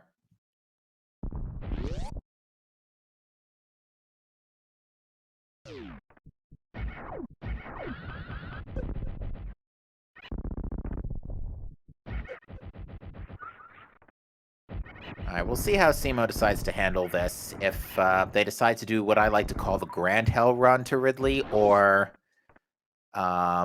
if they choose to just dip Big Bird and call it a day.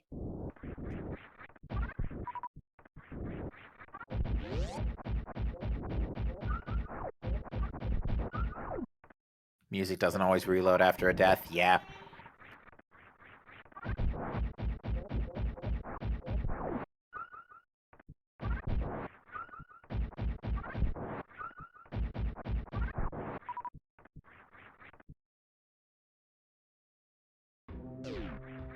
Alright, so yeah, Simo's gonna go ahead and knock out Big Bird here.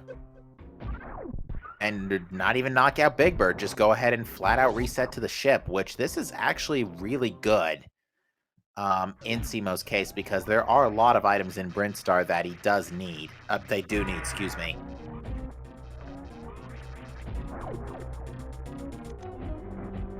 Namely those flippers that are standing right on top of the ship right now, which it looks to be the first thing on their to-do list.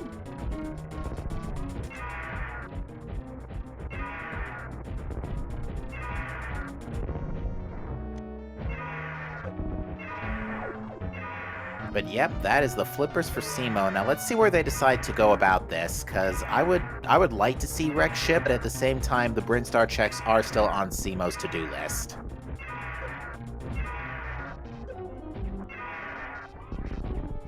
And yeah, Simo's gonna do Brinstar front of Gauntlet and Blue Brin, which is gonna work out in their favor if they go to in the direction of Billy Mays, because that will net them Ice Rod.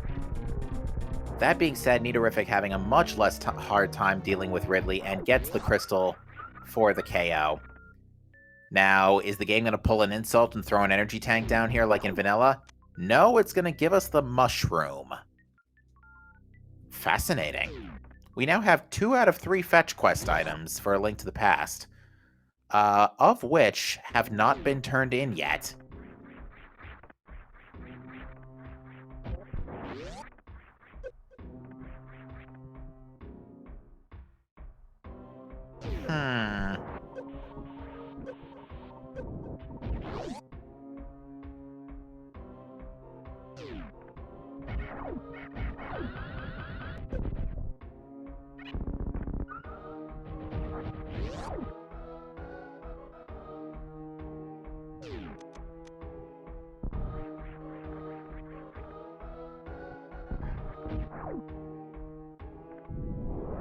Alright, yeah, Simo's just kind of sweeping through the missing checks here.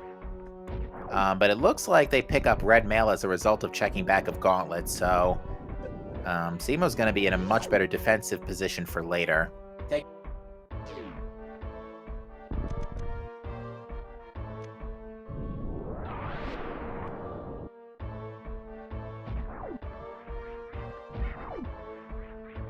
Yeah, I don't recall how many heart containers we've seen, but it definitely hasn't been a whole heck of a lot. So I think at this point, I actually wasn't paying attention to how many hearts Simo had on the last trek back into Super Metroid, but I don't think it was that many. So I think red mail is still not too bad of a pickup to get at this point.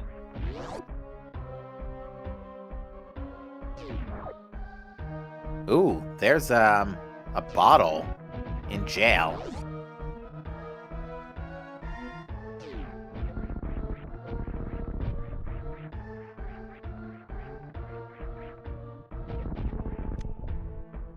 And we also find a magic cape. And it looks like Nito is interested in that bottle. I think that is actually the first bottle. It's the second bottle we've seen. I know we've seen a bottle at some point or another. I just can't remember where it was.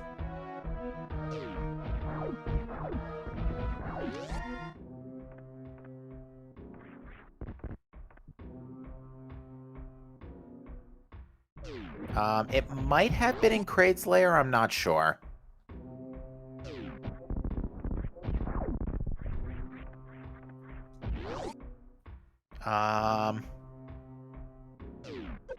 Yeah, we'll have to get back to you on that one, chat. Sorry. Alright, we are seeing Franker's Z room here now from Nidorific. And it's money.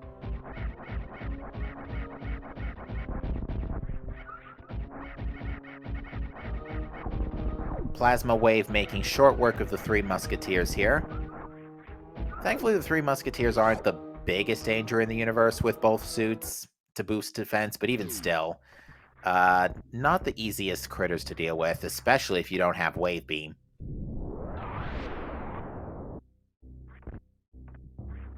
Alright, and Simo is going down to Blue Brinstar, so this is going to get them Ice Rod. And Powder, and we'll see how they choose to respond to this. I'm certain that if Simo was really at the point of necessity, that they would consider the Grand Hell Run to Ridley. They now have enough power bombs for 2 crystal flashes.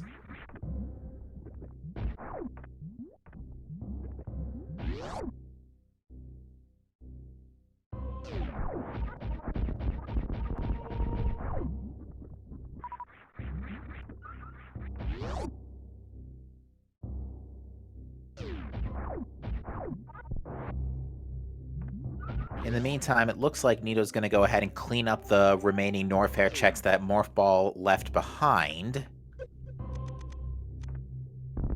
And Simo, on the flip side, going to be pretty happy to see that Ice Rod, just on the account of, oh great, I don't have to go hunting for this later as the last possible item, and therefore have it be possibly anywhere in both games.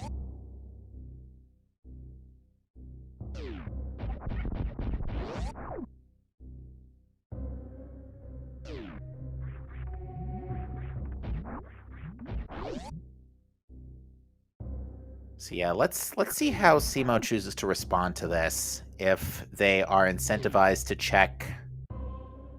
Well, actually, I'm trying to think. Is there really a lot in A Link to the Past we can do at this point, besides check the fetch quest items? Not really. I think it's either the fetch quest items or wreck ship at this point. Which I'm actually really surprised our runners just haven't been considering.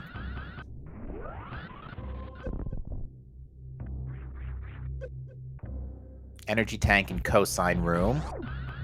To answer question, chat, Variasuit is in the Tower of Hera big chest.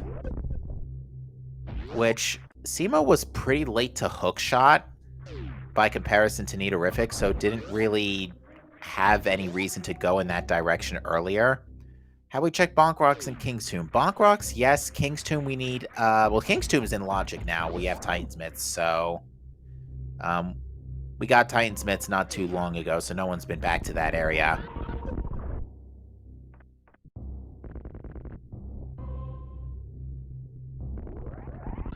Alright, Simo is making their way to X-Ray.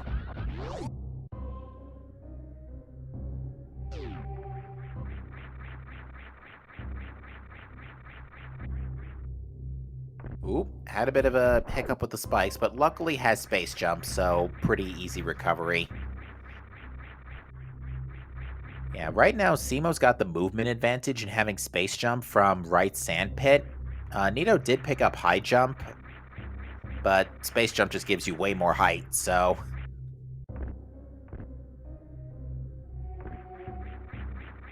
Can't complain, really. Bumper Ledge has been checked to answer question, chat, and it was nothing important. Oops, and Nito smacked the tile.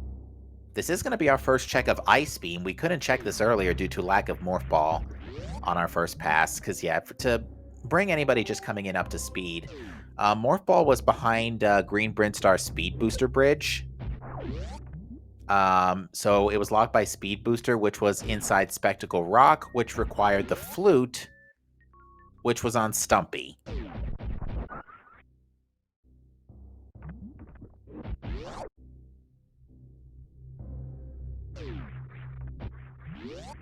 But yeah, both runners still studiously avoiding wreck ship right now, and unfortunately this is probably starting to hurt them a little bit.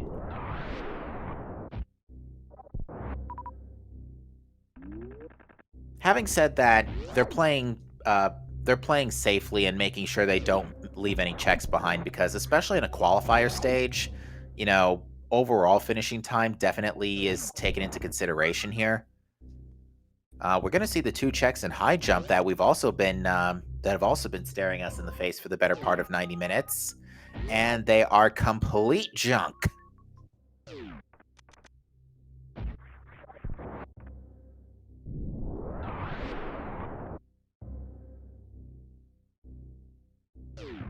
So yeah, at this point, I'm fairly certain we've seen everything.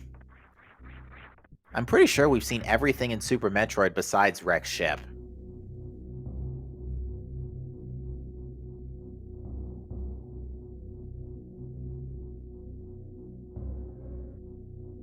So yeah, either our progression is in wreck ship or it's on the mushroom or powder.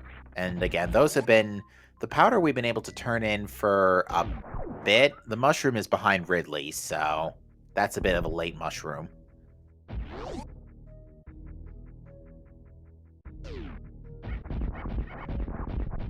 Alright, where's Simo going in the meantime? Zipping down Frog Speedway to get a power bomb refill.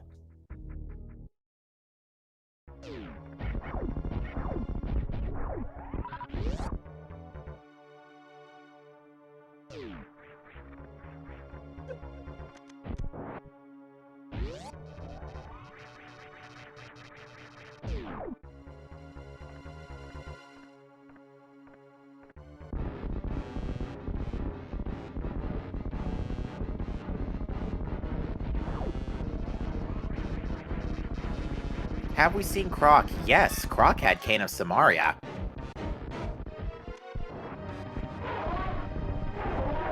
Nothing of importance on Norfair Reserve.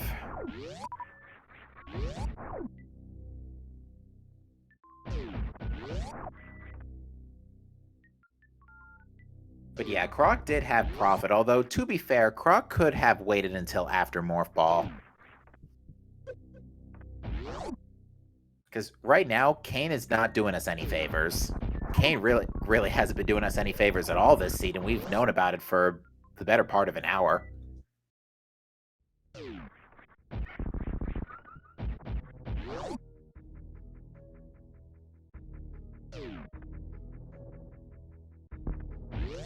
And just to quickly clarify with Chad, both runners have checked Croc, and they both have Kane.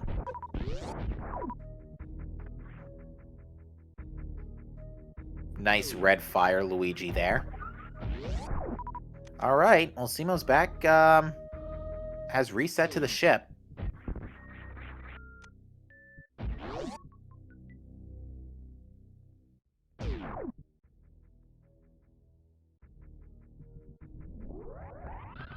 And I think this is gonna be a wreck ship play. We're finally gonna get to see this. So if progression is actually not here, then it's on the fetch quest, in which case this seed is kind of turning to trash. It had a great start. But yeah, it does seem like, that's the bottle that, Simo picked up, Spazer.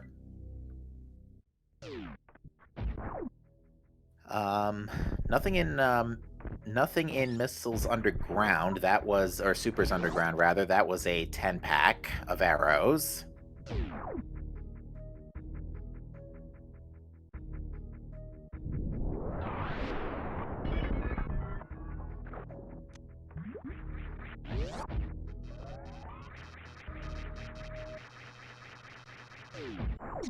Alright, meantime, Nito's gonna go ahead and clear out Meridia, so that's gonna occupy him for a few minutes.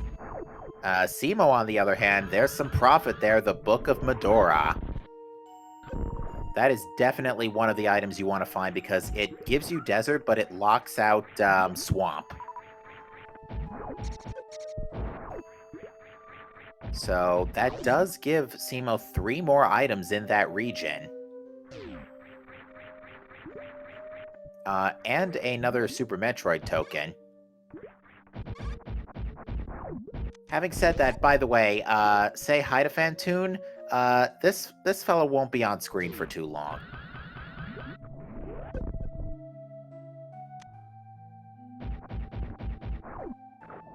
Chat brings up a good point. Book also gives us Ether Tablet. We need Mirror for Bombos. We could read the Pedestal as well, but that is kinda out of the way right now.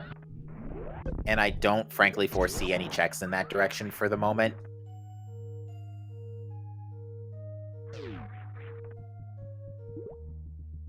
Alright.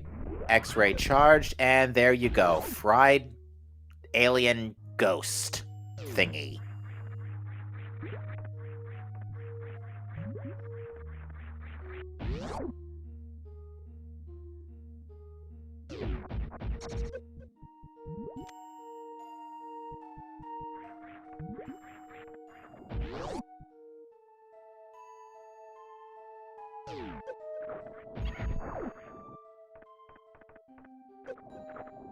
So...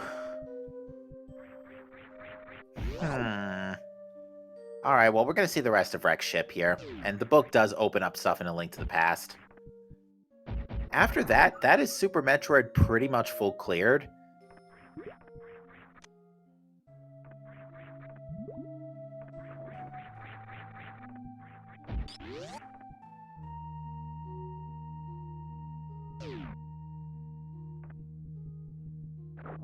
And that being said, what is our next item here in Wreck Ship?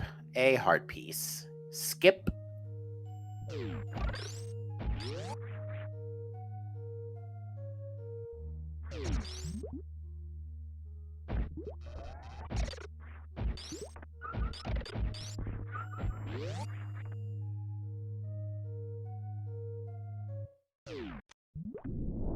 And it looks like Simo's just going to take a quick safety save to make it easy to save Scum Spiky Room of Death. You know, now that they've done this, that there's going to be progression there, like Mirror or something, right? So yeah, at this point for Go mode, we are just looking for the Fire Rod. Unfortunately, Fire Rod by itself doesn't open a whole lot, so there's still a good handful of spots it can be at. Especially if we get other items for other places first.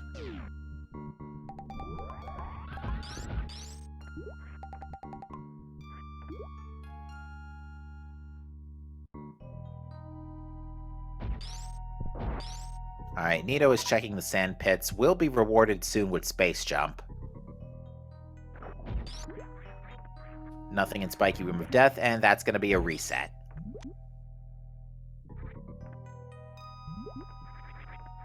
So yeah, at this point, the two things our runners don't want to see, as Chad points out, are either Mirror or the Bombos Medallion, because that opens up more dungeons that we don't want right now.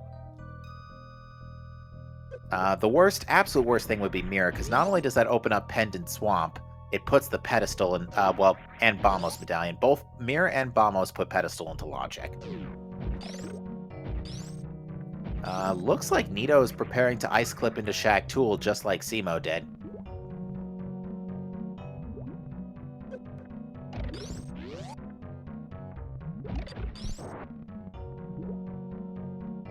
And I could see them being, being thorough about this, just making sure that they don't last location this in case, you know, say this is Fire Rod.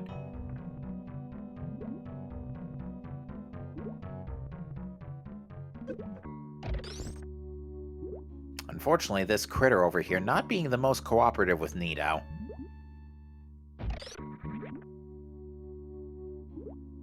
There we go, there's the ice clip.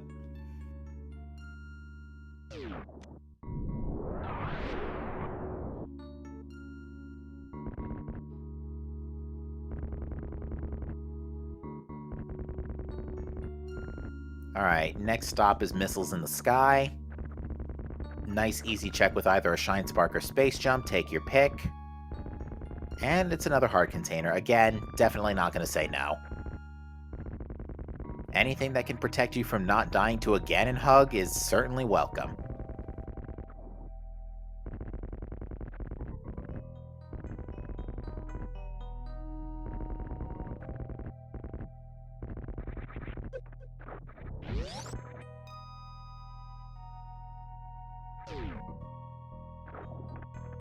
Meantime, Simo's just going to go bowling, and Nito's going to pick up red mail. Or save it away, we'll see. Yeah, save it away.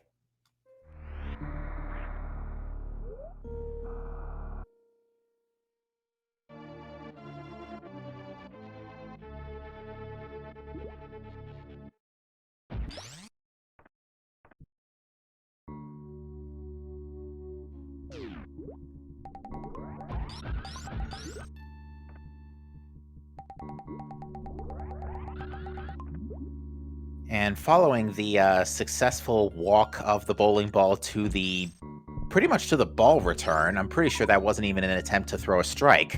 But having said that, Simo is going to check Wreck Ship Reserve.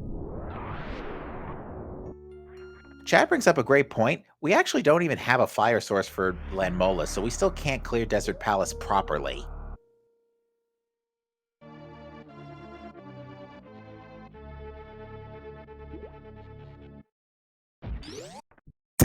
Meanwhile, we found the shovel. Alright, folks, do you want to do a fetch quest? Because it looks like we can do all three of them.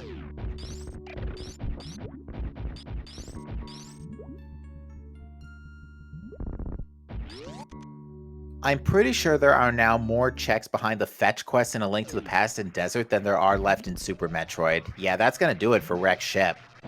So the only thing coming out of Wreck's ship is that book.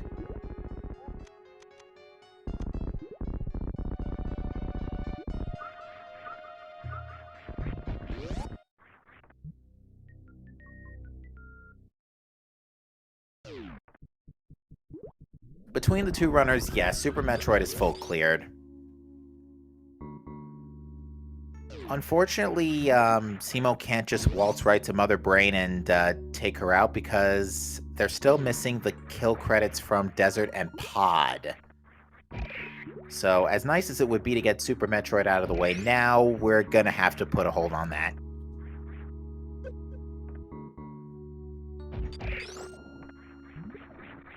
But yeah, it's either fetch quests or desert, take your pick. Looks like it's going to start with fetch quests, and we're going to turn in the powder. And check Sick Kid, because we haven't been able to do this the whole game. LOL, nice fire shield.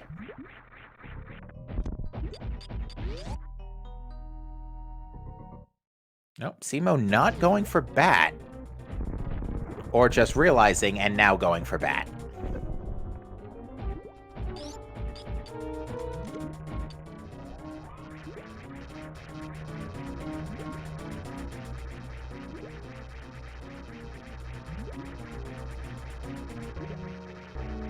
Alright, so we've had access to this for a while now. I'm trying to remember where powder was, and it wasn't in a particularly bad spot.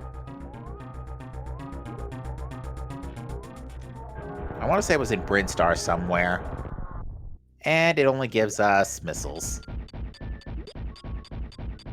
Oh, it was in Billy Mays, that's right. So, nothing on powder. We've got either shovel, mushroom, or desert.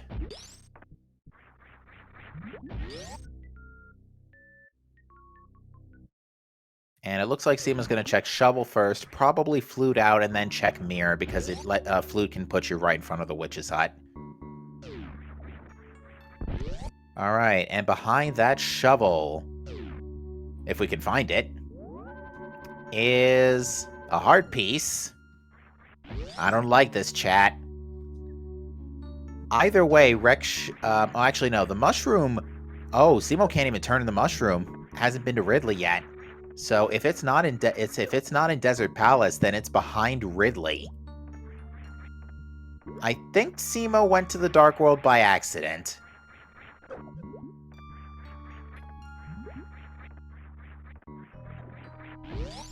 Although at this point, they might be thinking about the Grand Hell Run. There's definitely enough energy to go around. I think Simo was packing 10 energy tanks and at least gravity suit.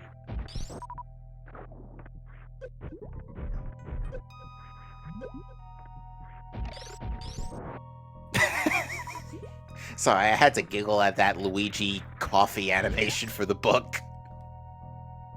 I've not seen that one before. Drink coffee, open dungeon.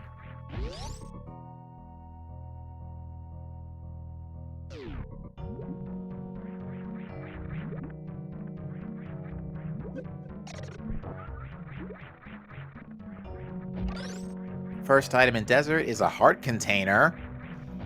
I don't like this. So this has to be the small or big key on the torch. Yeah, it's the small key. That means the big key's on the right side somewhere.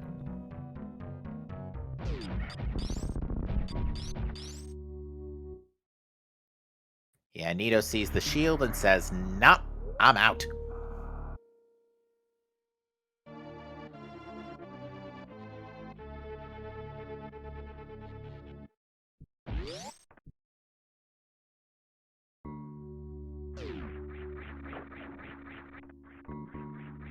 There's our big key, and that's both items in desert, too, because we found an item in the compass chest, so... That's really bad, because that means progression's on the mushroom, and the mushroom is behind Ridley.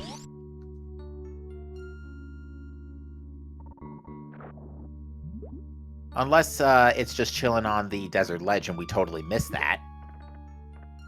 We also have the ether tablet. Yeah, I don't know if Simo realizes there is no fire source currently present in their inventory.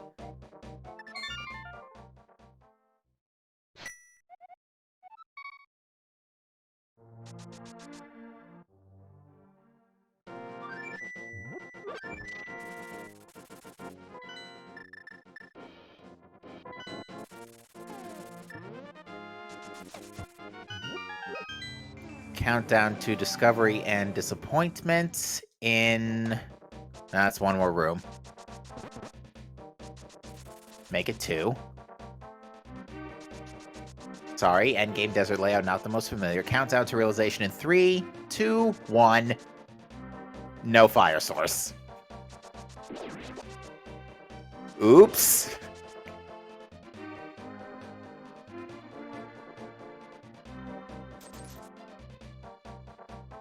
Yeah, that hurts.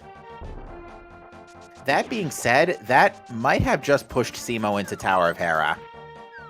Although, having said that, they're fluting out. And, of course, the cabbage causes a bird flinch.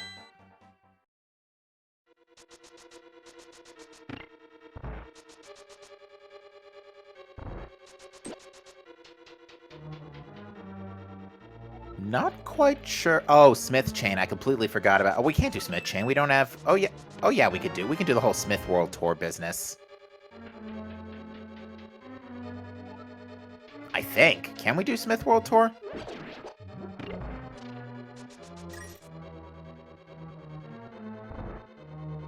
Because I can... That's the only reason I can think of that Simo would be down here.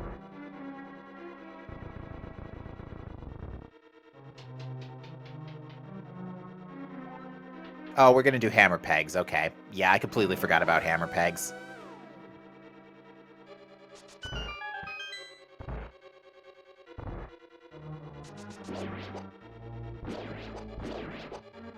Okay, so there's a few more Link to the Past checks that we might have overlooked a little bit here, but, even still, this is really kinda bad. Just the seed in general is going downhill so fast.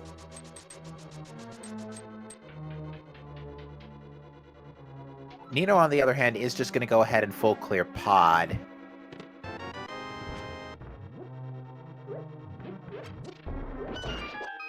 And yeah, in this case, what we have to do is save and quit here. And that thankfully allows you to take the smithy with you. Improvising for not needing the, not having the mirror available to you.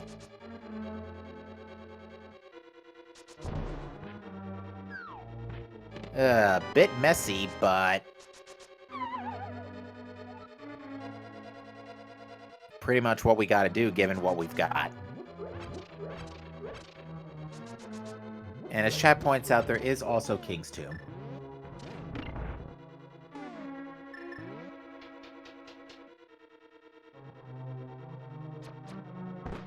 And the smithies were gem crafters.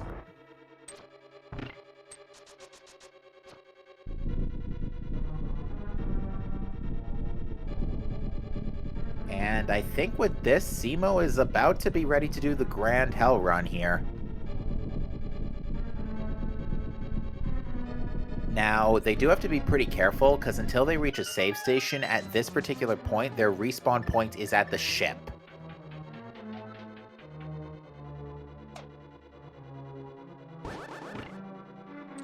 Now, that being said, Simo is looking pretty good to have a relatively easy time here because A, space jump, B, enough power bombs for 3 crystal flashes, and C, pretty good beam armament.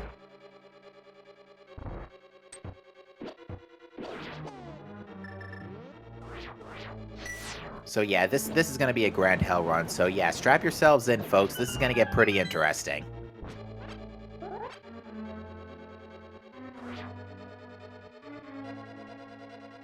Nails that Shine Spark, well done. I have a feeling as soon as we're done with Norfair, Simo is going to immediately turn in that mushroom.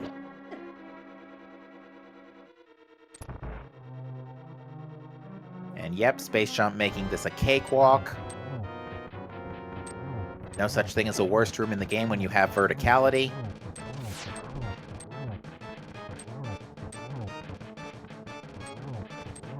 I don't remember if we saw any energy tanks on the way.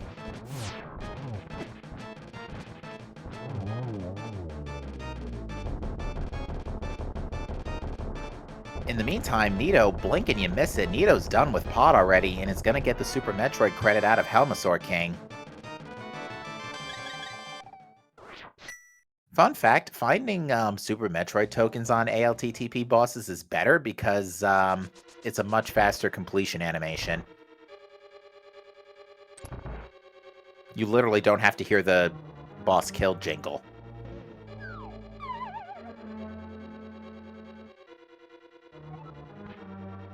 Alright, so Simo has made it to some temporary safety here.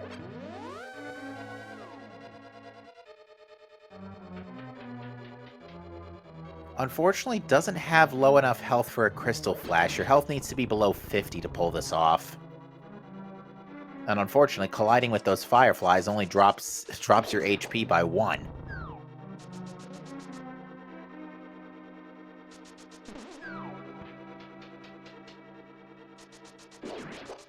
Alright.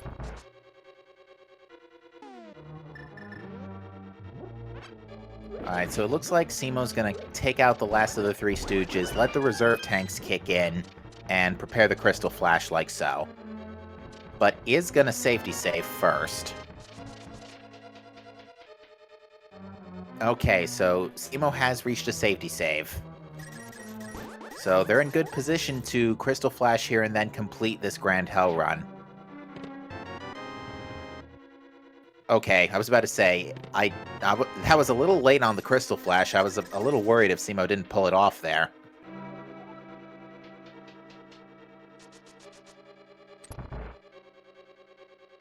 But yep, that's 1 out of 3 available Crystal Flashes, so Simo is still in pretty good shape for this.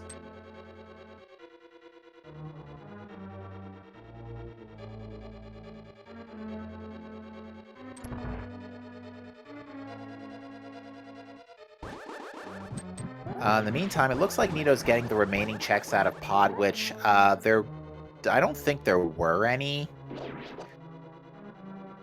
I swear, if the mushroom gives us the lamp, and that finally puts all the dark room stuff we've been looking for the last 2 hours into logic.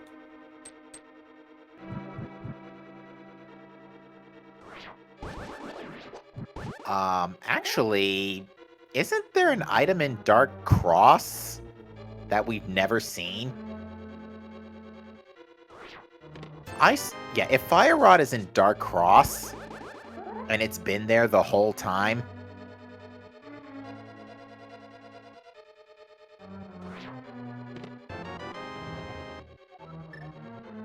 yeah, that's it for the Dark Maze. So Nito is finished with Pod.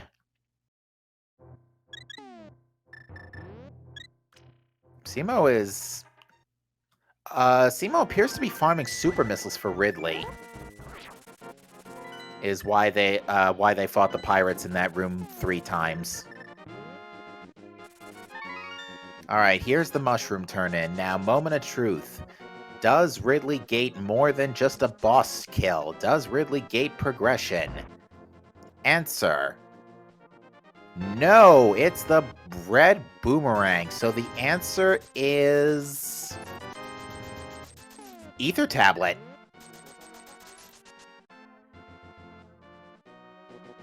Alright, looks like Simo's gonna go ahead and Crystal Flash again before the Ridley fight.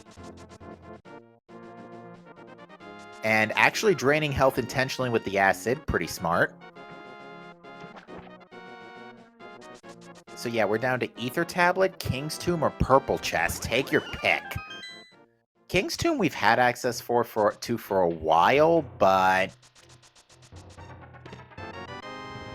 Oh no, that's the last thing we wanted to see, chat. That is Mirror in King's Tomb. That, my friends, opens up a full clearable Green Pendant Swamp Palace. Now, the absolute last thing our runners want to see is Bamos Medallion in Swamp, because that would put Pedestal into play. Having said that, Simo in the meantime is having absolutely no trouble whatsoever with Ridley. Incredibly well done.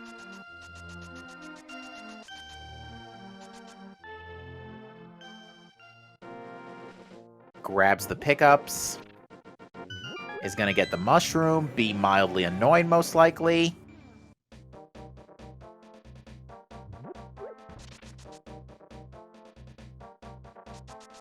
And now it's just time for Simo to bust out. Bamos on Green Pendant would stink right now. Like, this seed had a great opening, but it has gone trashy so fast. And for perspective, those Titans mitts were in Logic for a pretty long time. I'm trying to actually remember where we found them, and I'm drawing a blank, actually. We found them shortly after Morph Ball. They were near Charge Beam.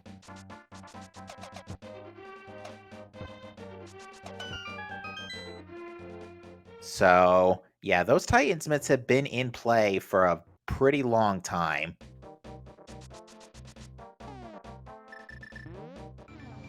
Alright, Simo not out of the woods yet. Has prepped a power bomb. Needs to fire that off now. I don't think you can Crystal Flash in a tunnel. Oh, never mind. Game calling me a liar. Literally just barely enough missiles to pull that off, by the way. Literally burnt up their last missile.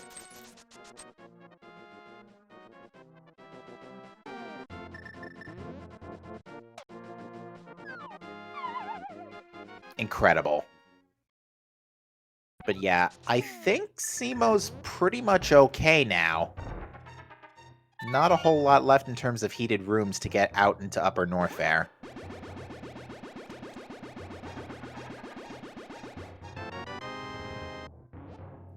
They're probably going to skip that bottle at this point. Link to the Past defense-wise, we now have red mail and plenty of hearts, so we can live on one bottle if need be. Cape's nice, though, because that's, what is it, Bat and Vanilla? Usually it's half magic. That, however, was found, elsewhere. I want to say it was in Brinstar somewhere.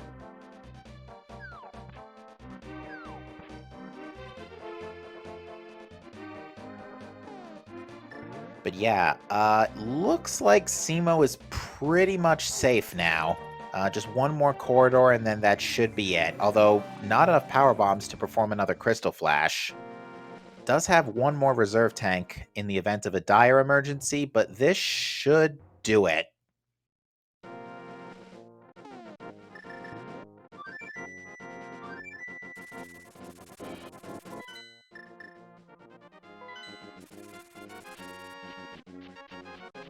And with that, Simo has successfully, while there's still a couple more rooms to get to a cross-game portal, decided not to take a safety save, but after a quick Frog Speedway run, Simo has made it to the business center and should be okay to go to A Link to the Past and save the Grand Hell Run. Well done, Simo.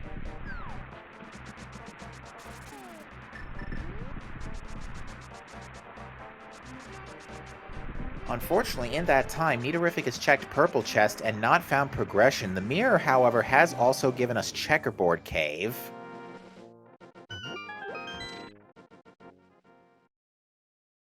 And that's a heart piece. So yeah, we're down to Ether Tablet. If it's not Swamp Palace, then honestly, I think you just rush Swamp Palace at this point. That mirror pretty much spells it out.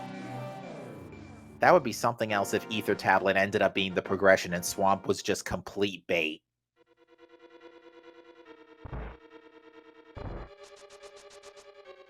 That being said, Simo might be thinking about Tower of Hera right now.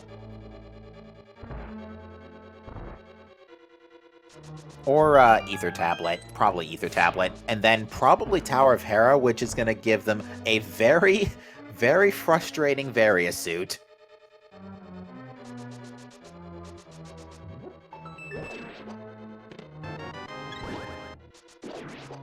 Unfortunately, Nito needed to use... Now, in Nito's case, he needed to use Mirror to get into Desert due to lack of a book in Rex ship.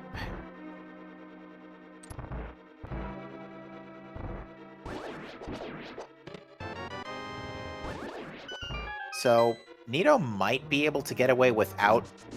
Nito might be able to go mode Rex ship, having said that. But that's depending on where Fire Rod is. If Fire Rod's on Ether Tablet, then there's no way around it.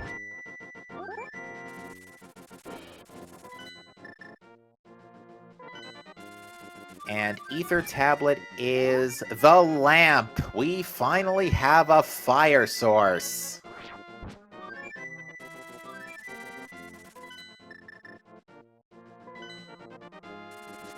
So yep, the game was expecting you to get Morph Balls, Shine Spark your way into Rex ship, and get the lamp that way.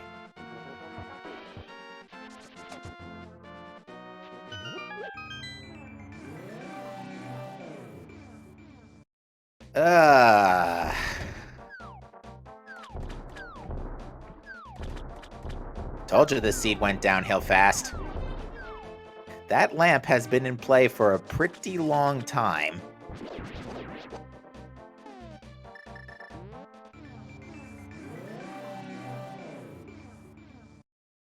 Now, Simo on the flip side is Hera potting here, and this is going to put them in front of the big chest, which... You're about to see someone be very frustrated. 3, 2, 1. Surprise, surprise. Whoops! Baited by floor panels.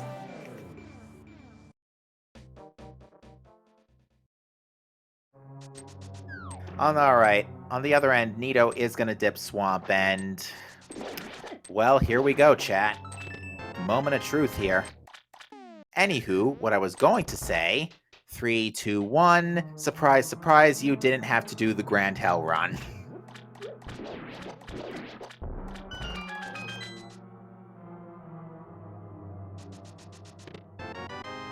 Alright, first item in Swamp Palace is a compass. Yeah, by the way, the camera is a pain in Hera.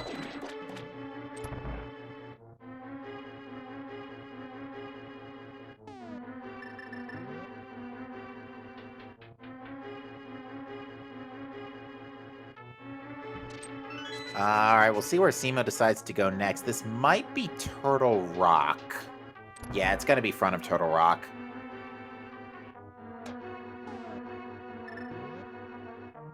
Because, yeah, they don't know about Mirror yet. Unfortunately, they got dead rocked.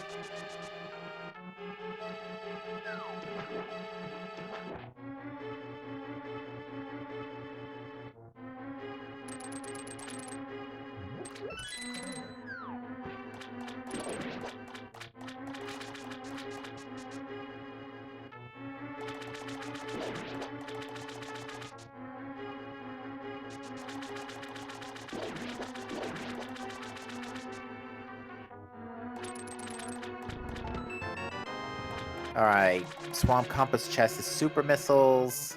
And yeah, Simo's gonna go through Turtle Rock, not find anything here, and then unfortunately be forced out by Vanilla Big Key chest.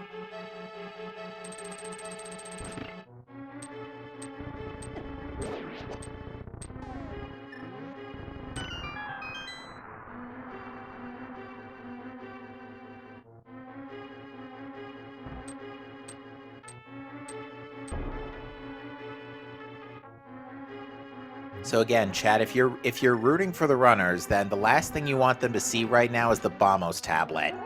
Or the Bombos medallion, rather. What you really want them to see to finish is Fire Rod, because that will be go mode.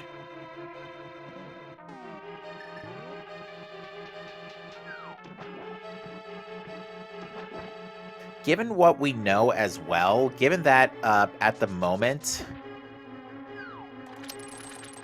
I can't imagine Fire Rod being strictly lamp locked at this point, because Landmolus does not. Landmolus doesn't have any items.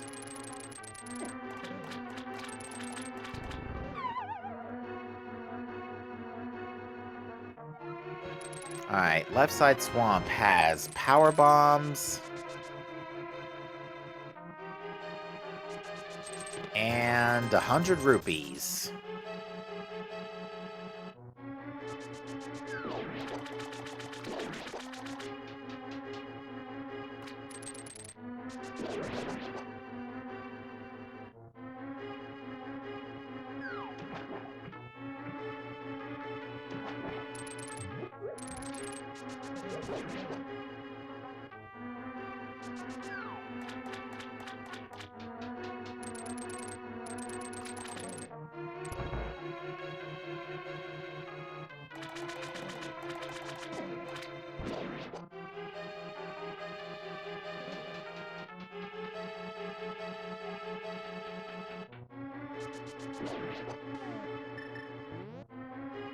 Alright, Simo has reversed course in the meantime out of Turtle Rock and is going to Desert. Nidorific is doing the diver down glitch for the big key. That's a weird spot for the big key.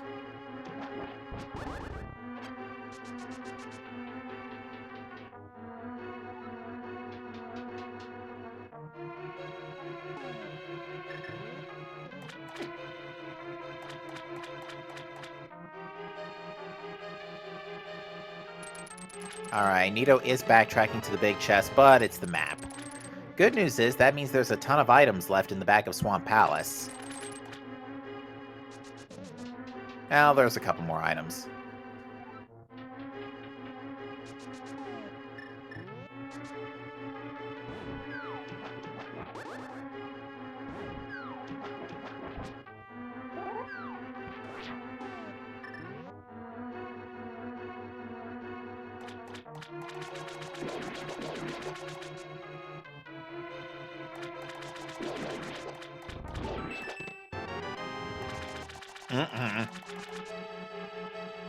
Uh-oh.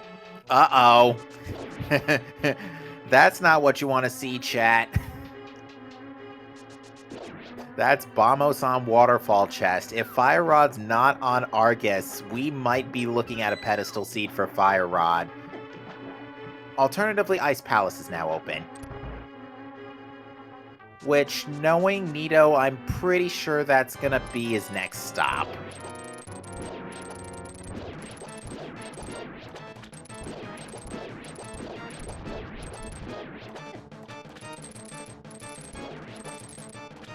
Meanwhile, Simo takes the lamp and just goes ahead and grabs the Metroid token off of Landmolus.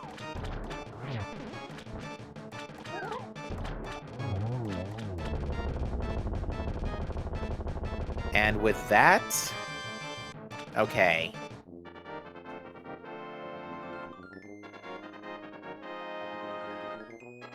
Alright, so Simo is probably taking that lamp into Dark Cross right now, because that literally just got put into play.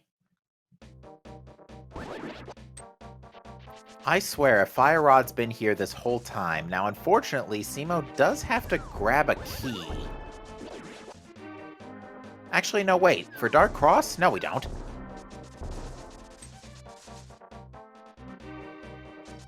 Or did Simo never do Hyrule Castle? I don't think Simo ever did Hyrule Castle. Oh, no. No, never mind.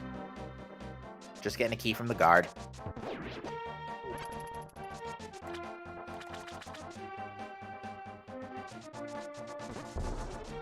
So yeah, let's see where Nito's going right now. Pyramid Ledge.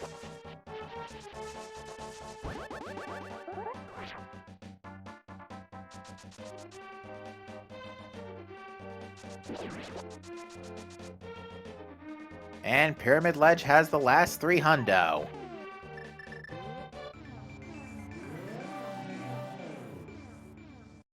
And yet, now Nito is going to go into Dark Cross too. If they end up both finding Fire Rod at the same time...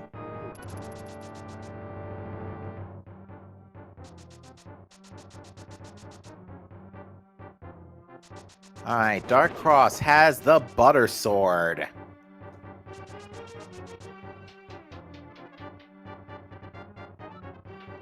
Unfortunately, again, that is not what we are looking for.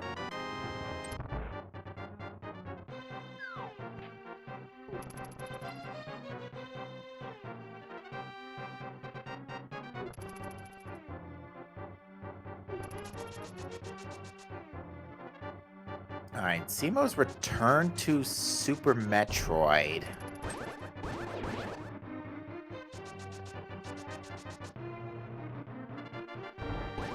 Oops.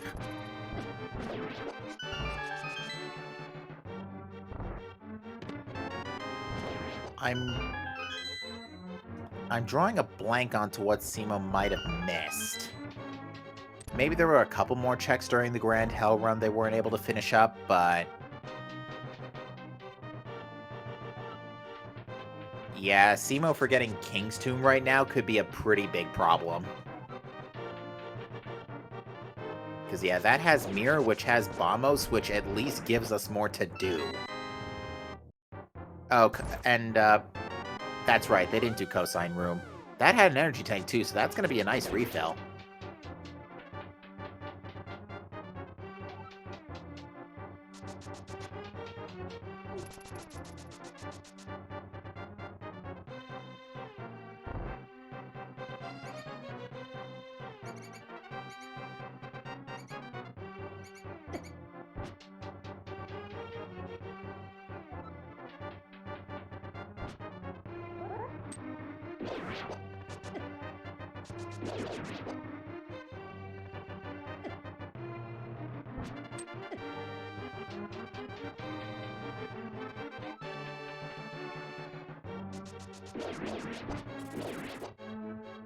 Alright, so Simo is reset to the ship.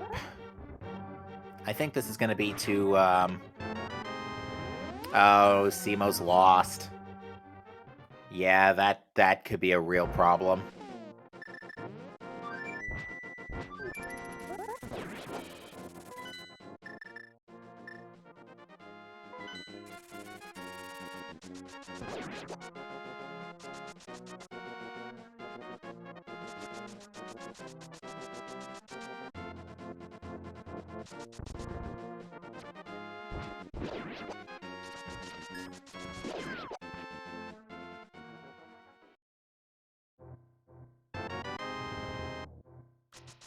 And green pendant turn-in was Super Missiles. Are runners allowed to have maps of locations they have not checked? I believe so.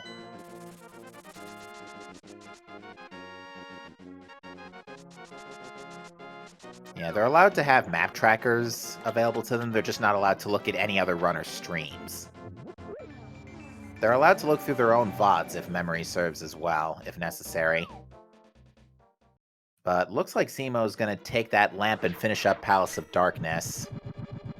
Nidorific, on the other hand, is gonna dip ice. Even just like Ocarina of Time, rush ice.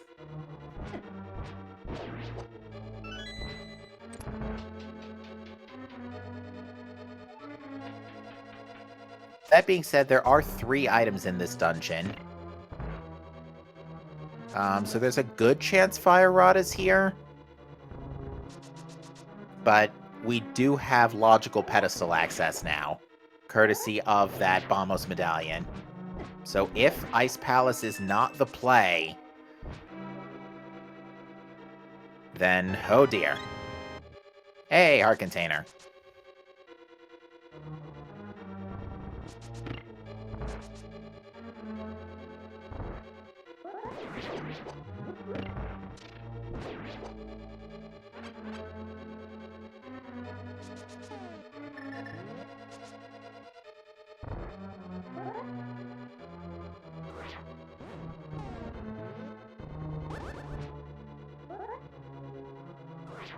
Alright, we're seeing the Icebreaker glitch from Nidorific in an attempt to kind of route Ice Palace a lot more conveniently.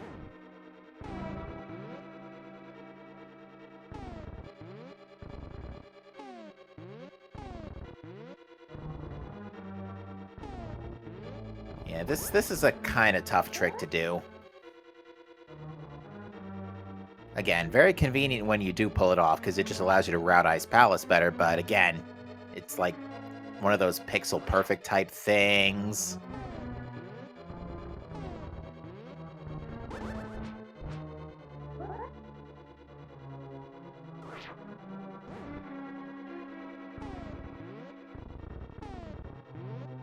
It seems like Nito's having trouble pushing the block to the right to be able to get through here.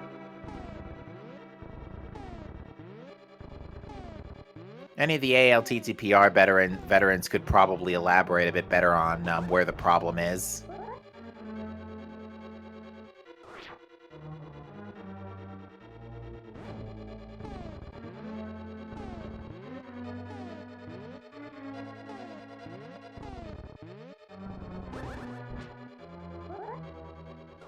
Alright, and down goes Helmasaur King. Now, something else I should point out that we have not seen silver arrows. There we go. All that for a map. Silver arrows are a separate item. We don't have progressive bows in SMZ3.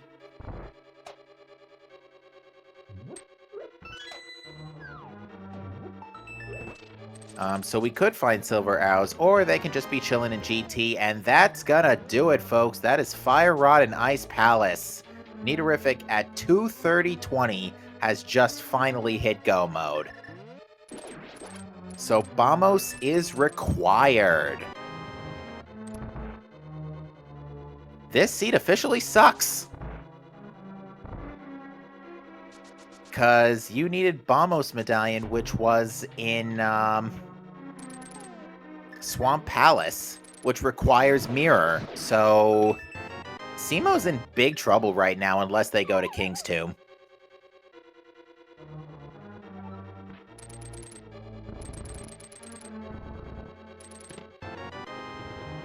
Wow, what a train wreck of a seed. Well, what a train wreck of an endgame, I should stress. The early game was great. You know, we had a Sphere 1 hookshot, early Dark World access, boots right next to that, bow early, gloves reasonable. So you can get away without the book today, folks.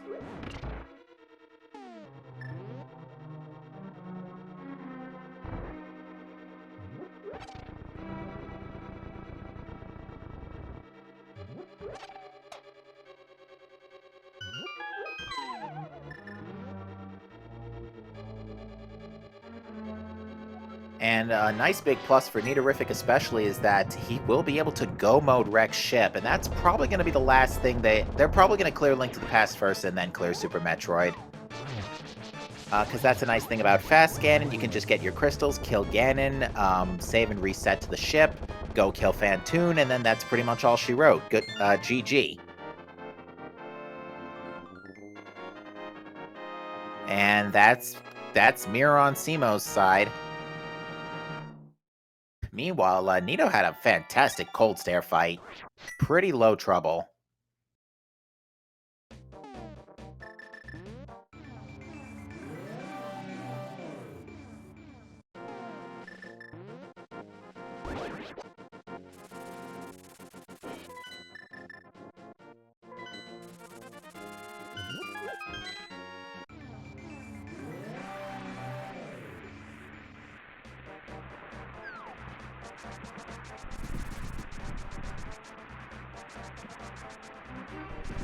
Alright, in the meantime, Simo is not immediately going to Swamp Palace, is instead, checking Bamo's tablet. To answer your question, chat, yes, Simo did get Various Suit, unfortunately after it became pretty much irrelevant. By that point, Simo had already done the Grand Hell Run to Ridley, which, while was performed pretty spectacularly, unfortunately was discovered to be completely unnecessary very soon after. Completely unnecessary in the sense that soon after Various Suit was found. It should be noted that the Grand Hell Run to Ridley is never expected, even in hard logic.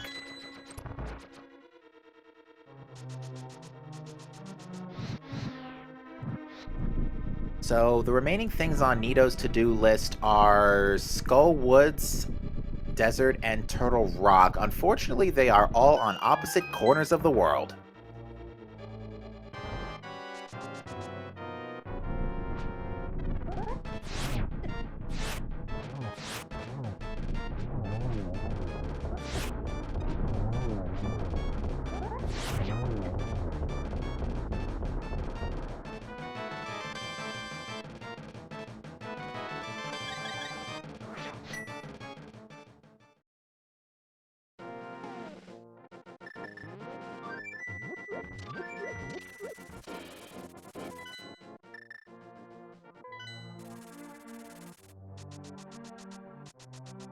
Alright, so that's it for Desert. Nito's now just going to go ahead and blitz through Skull Woods, and Simo is heading in the right direction of Bamos Medallion, thankfully.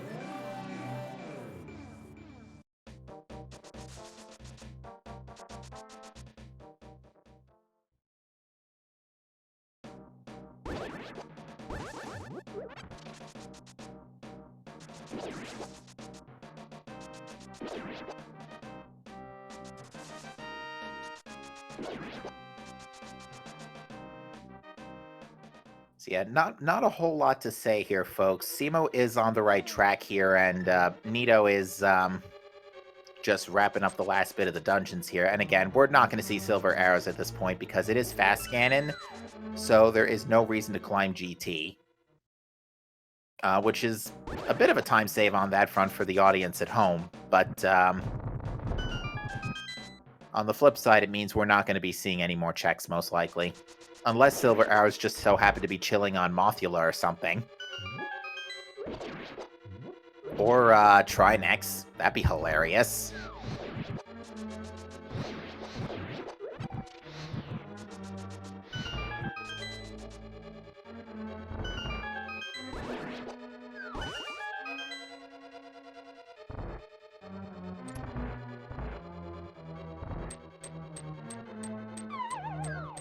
Alright, and with red mail, no, blue mail rather, and 11 hearts, Nito should be okay.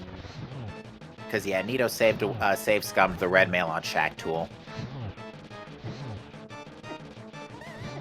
Boy, it's a good thing this is the randomizer and not the vanilla game, otherwise Buttersword wouldn't be doing jack against Mothula.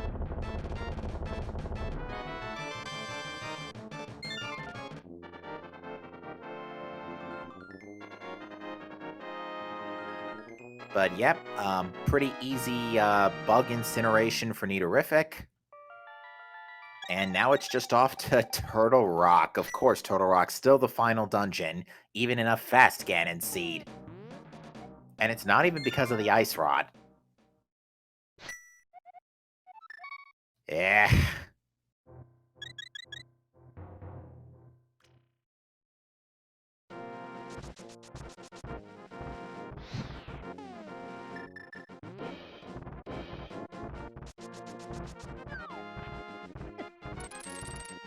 That being said, again, both of these runners have put on a pretty fantastic show for you here on this this fine Saturday afternoon. So if you haven't already, give both of our runners, Nitorific and Simo, a follow, as they have done a great job today.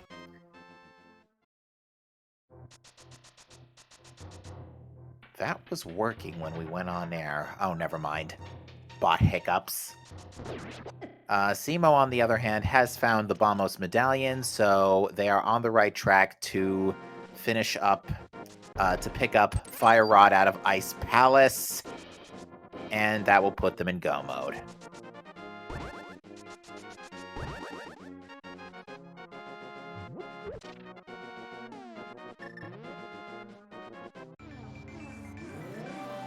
Now, Nitorific's already done a handful of Turtle Rock here, having done the vanilla Big Key chest. No sign of the Big Key, so it is going to be a little deeper. It is going to be on the Firelock side of the dungeon. Ooh, Simo got a nice catch on that last puff. And yeah, Ice Rod, Butter Sword. Dope, that was almost a quick kill, but still not too much later.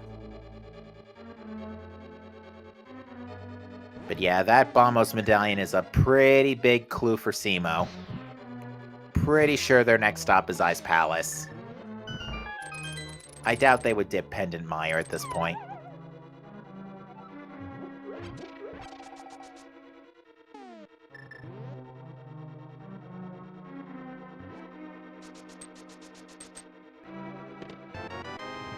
And yep, immediate key and big key, so that means Nito can go straight to Laser Bridge now.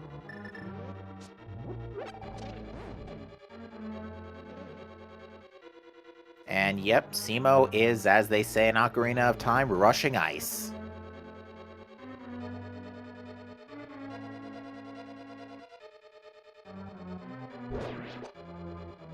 Yeah, unfortunately, this TR key layout has actually been really good. It's just unfortunate that runners, Nito especially, is forcing to full double dip it here because of hoping that Fire Rod would be someplace else. But not the case. Today it's an ice.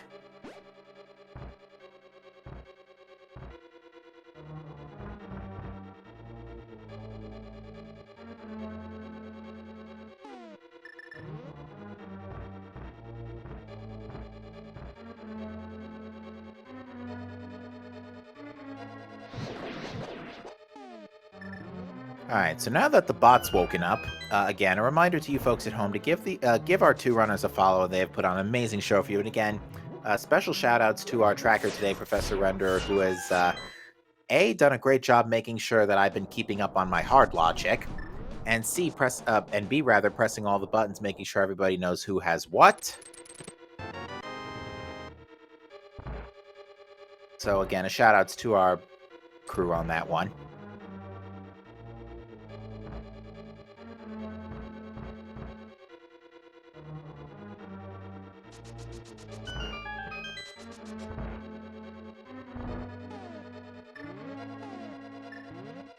Alright, let's see if Simo has the same trouble with Icebreaker.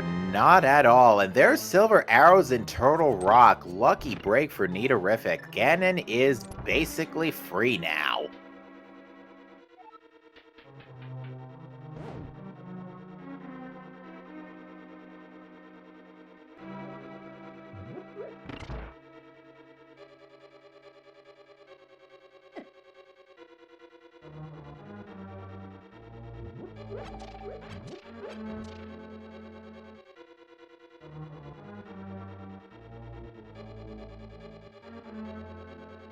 What do they have in the way of beams? Full beams. All runners are Quispy. Wave and Plasma was very early. Simo checked a little bit of Turtle Rock at the start, but not all the way up to Vanilla Big Key Chests, I don't think.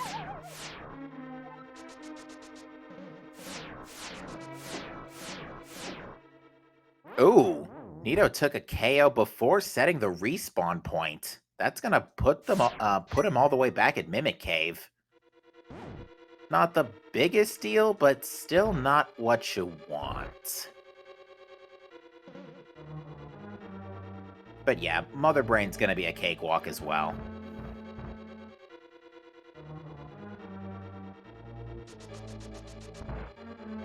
Ooh, Simo lost control of Cold Stare, and luckily Buttersword Fire Rod doesn't make this the worst in the universe. So...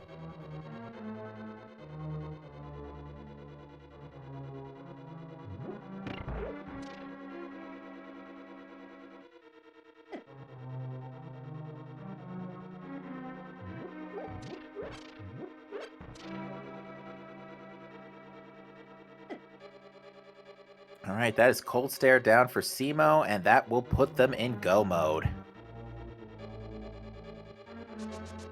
Unfortunately, it does look like at the moment that Nito is in position to take the race, just on the account of having more work done and being able to... While their boss counts between the two of them are about the same, Nito has a almost full Turtle Rock clear now under his belt, and will be able to go mode Phantoon. So, Nito will ultimately be able to save a lot of time on Endgame here.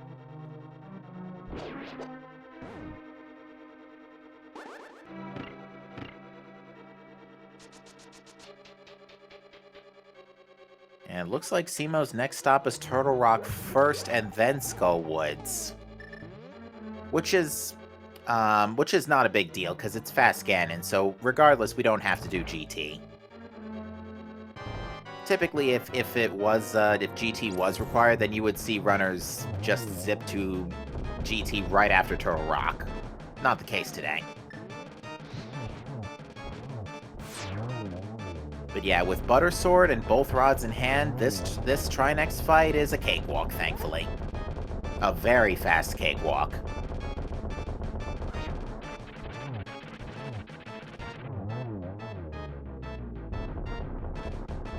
And down goes Trinex, and that should be the last crystal for Nito.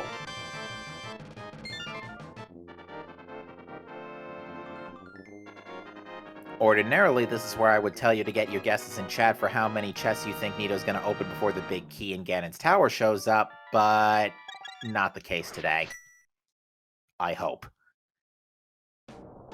We did have a case in Qualifier 2 where somebody accidentally forgot it was fast Ganon, but I don't think we're going to have that this time.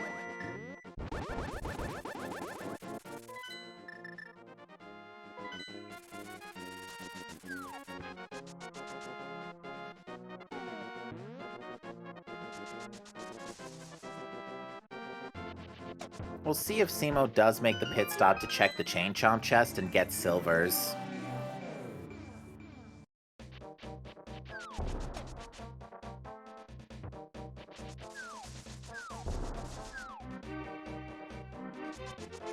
Or not Chain Chomp, Crystal Roller, rather.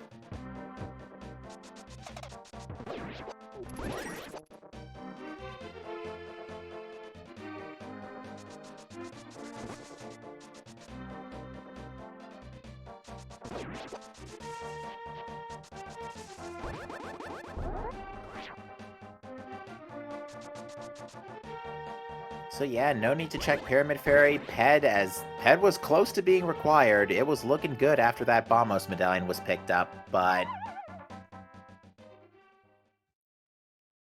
nevertheless, it is time to hear what Ganon has to say. I am your father's, brother's, nephew's, cousin's former roommate. What does that make us? Absolutely nothing. Which is what I am about to become, because you've got Butter Sword and Silver Arrows. Nice mirror shield in the TR big chest. That's vanilla.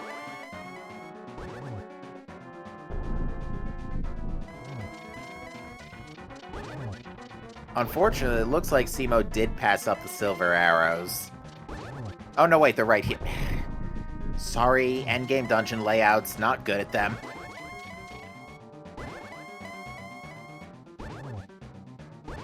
That being said, Nito is absolutely annihilating Ganon here.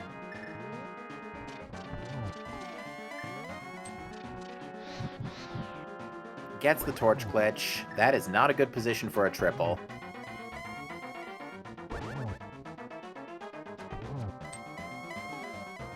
Ooh, not quite.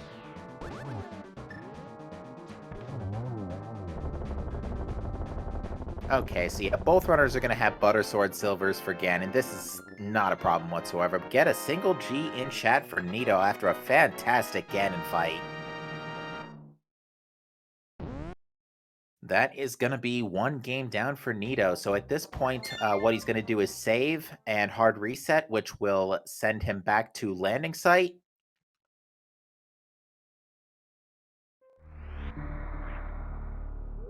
And now it's just off to Fantoon, and followed by Torian, which Fantoon before Torian's not the worst boss ever. Ridley before Torian is probably the biggest one, because that's way out of the way. Dragon's not much better, to be fair. Although I guess with Dragon, you can just nope out via the portal, save, quit, and reset.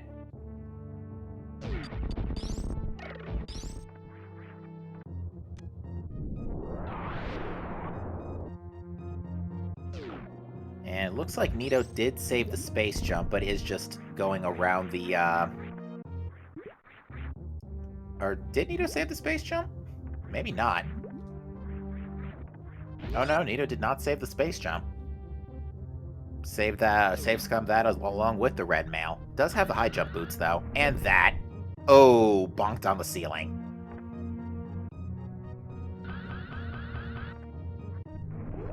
Yeet. At least that's not as complicated as it is in Metroid Dread.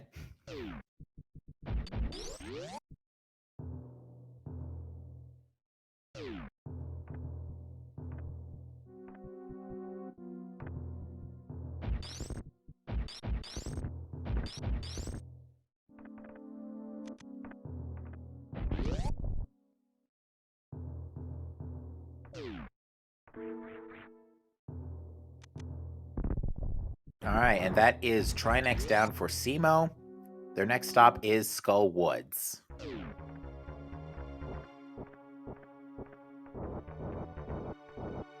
Only missing major item we really didn't find that's trackable, at least, is Screw Attack.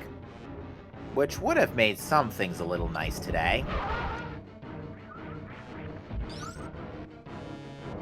Nope, looks like Nito got a quick eye close there.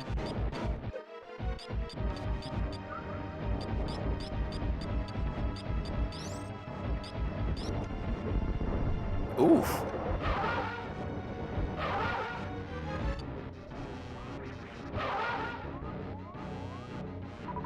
There we go, there's the microwave.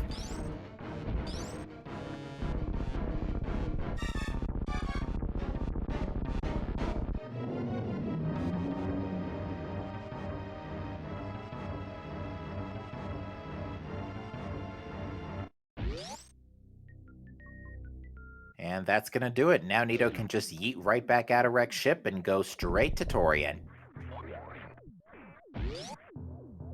Simo, to be fair, despite everything that has happened, isn't really that far behind, because all they have to do after... they'll be on Ganon after killing Mothula. So yeah, after all this, Simo's not going to be much more than a few minutes behind. Also doesn't have to kill Fantoon either, so...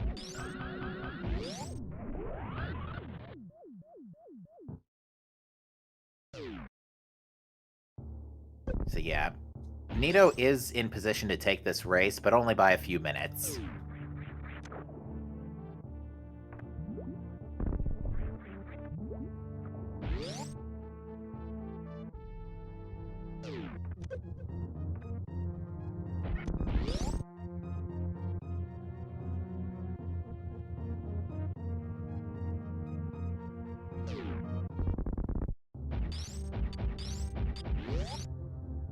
Nito not interested in taking any refills at the ship. Probably just going to take the ones in Torian.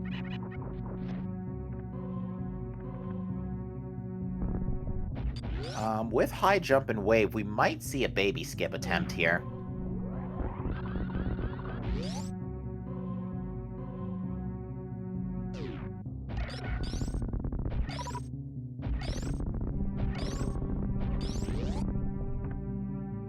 And that's Mothula down for Simo, so now they are on their way to Ganon. Which should just be a nice walk, but it looks like Simo's going to flute to 5 and take that portal instead.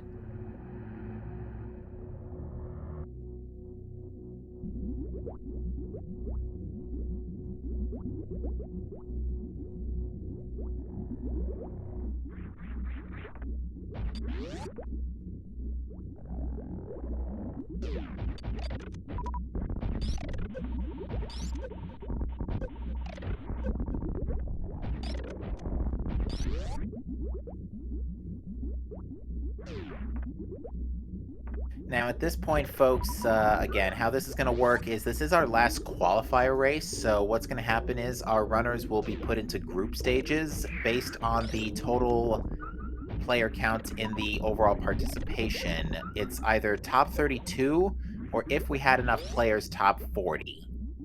And again, I do not know if we breached that 40 threshold yet, but basically the times from 2 of the qualifiers are taken into consideration.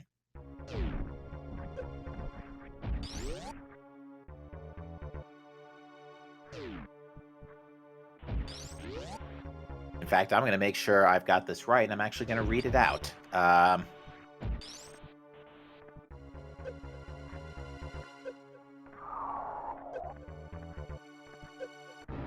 Only the first two of any player's races in qualifiers will be used to determine their ranking. Okay.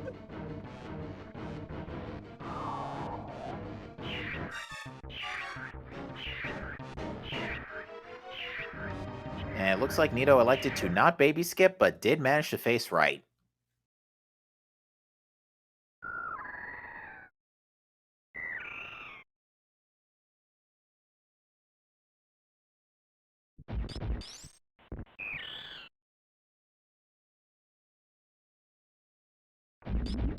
Ooh, that silver whiffed right by Ganon.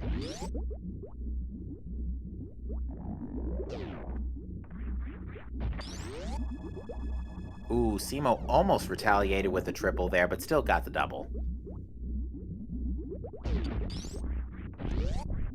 And one more silver should do it. And it does.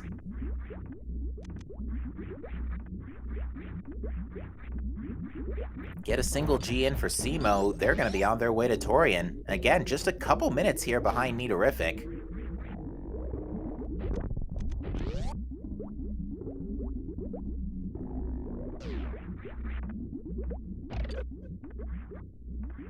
Nidorific gets the Zebetite skip perfectly.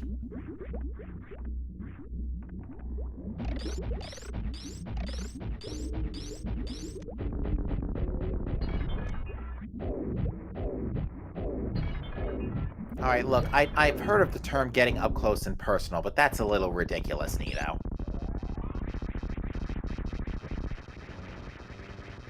Oh yeah, by the way, this is really fast in the randomizer.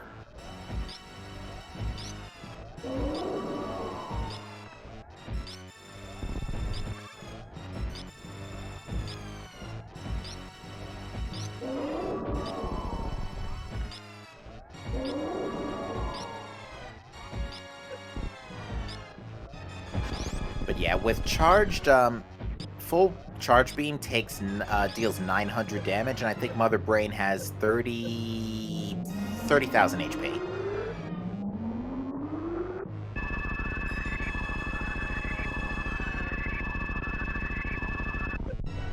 Whatever requires exactly 60 super missiles.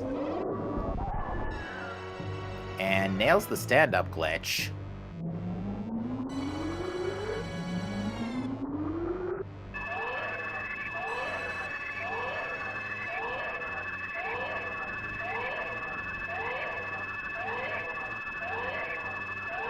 Simo is making very quick work of this Torian. That was a really good room.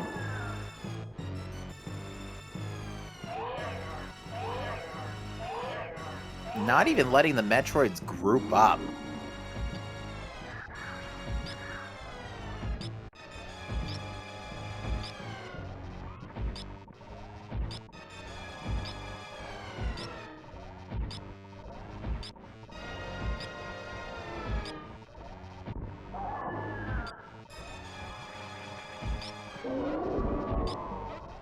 And it looks like Simo may be setting up for a baby skip here, trying to get a little extra speed with some momentum, and let's see. So far, so good.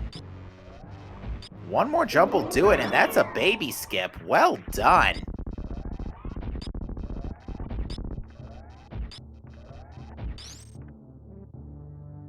Yeah, Simo definitely showing which side of the combo randomizer they're veterans of. That was some phenomenal Torian gameplay right there.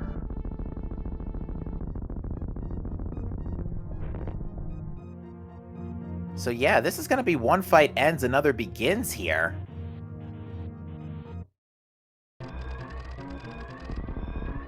So yeah, suddenly Simo is not quite pulled up to the front here, but has gone quite close to Nito. They're going to finish with only about 3 or 4 minutes between each other. This is pretty good.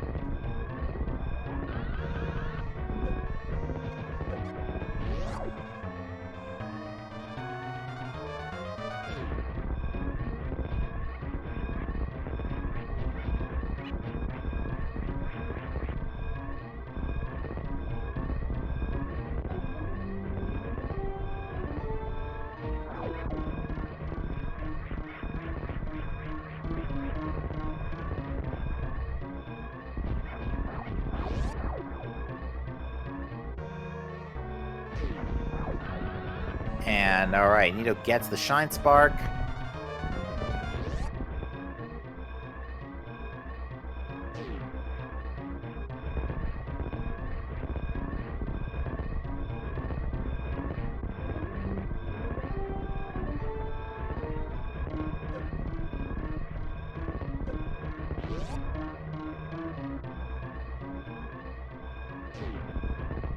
And with that, folks, Nitorific is finished. Get your GGs in chat. He will finish with a official race time GG time of, if I can find it, 2:59.37. And that is going to be good for 5th place overall. Our first place finish was Asder, who finished, get this one, 2:19.34. Farfalu took second with a 2:36.16. Ikir had a 2:50.50, and Apathy Duck with a 2:53.59.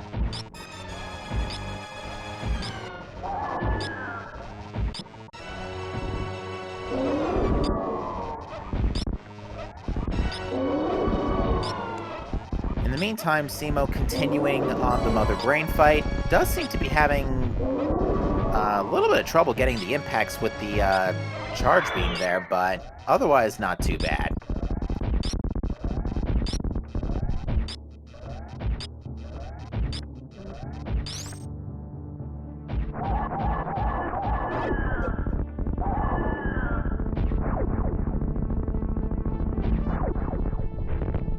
And that is gonna do it.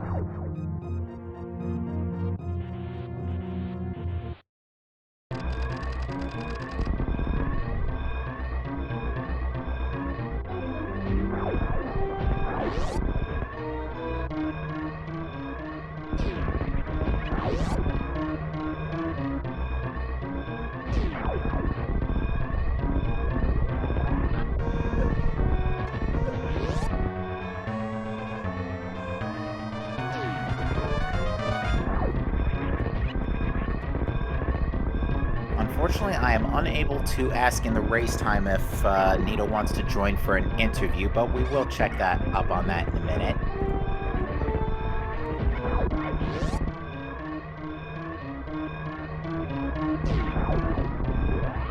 That being said, Simo just nailed the Shine Spark getting out, had a really fast Torian escape, not even 2:20 on the clock yet, and is already back out in Crateria.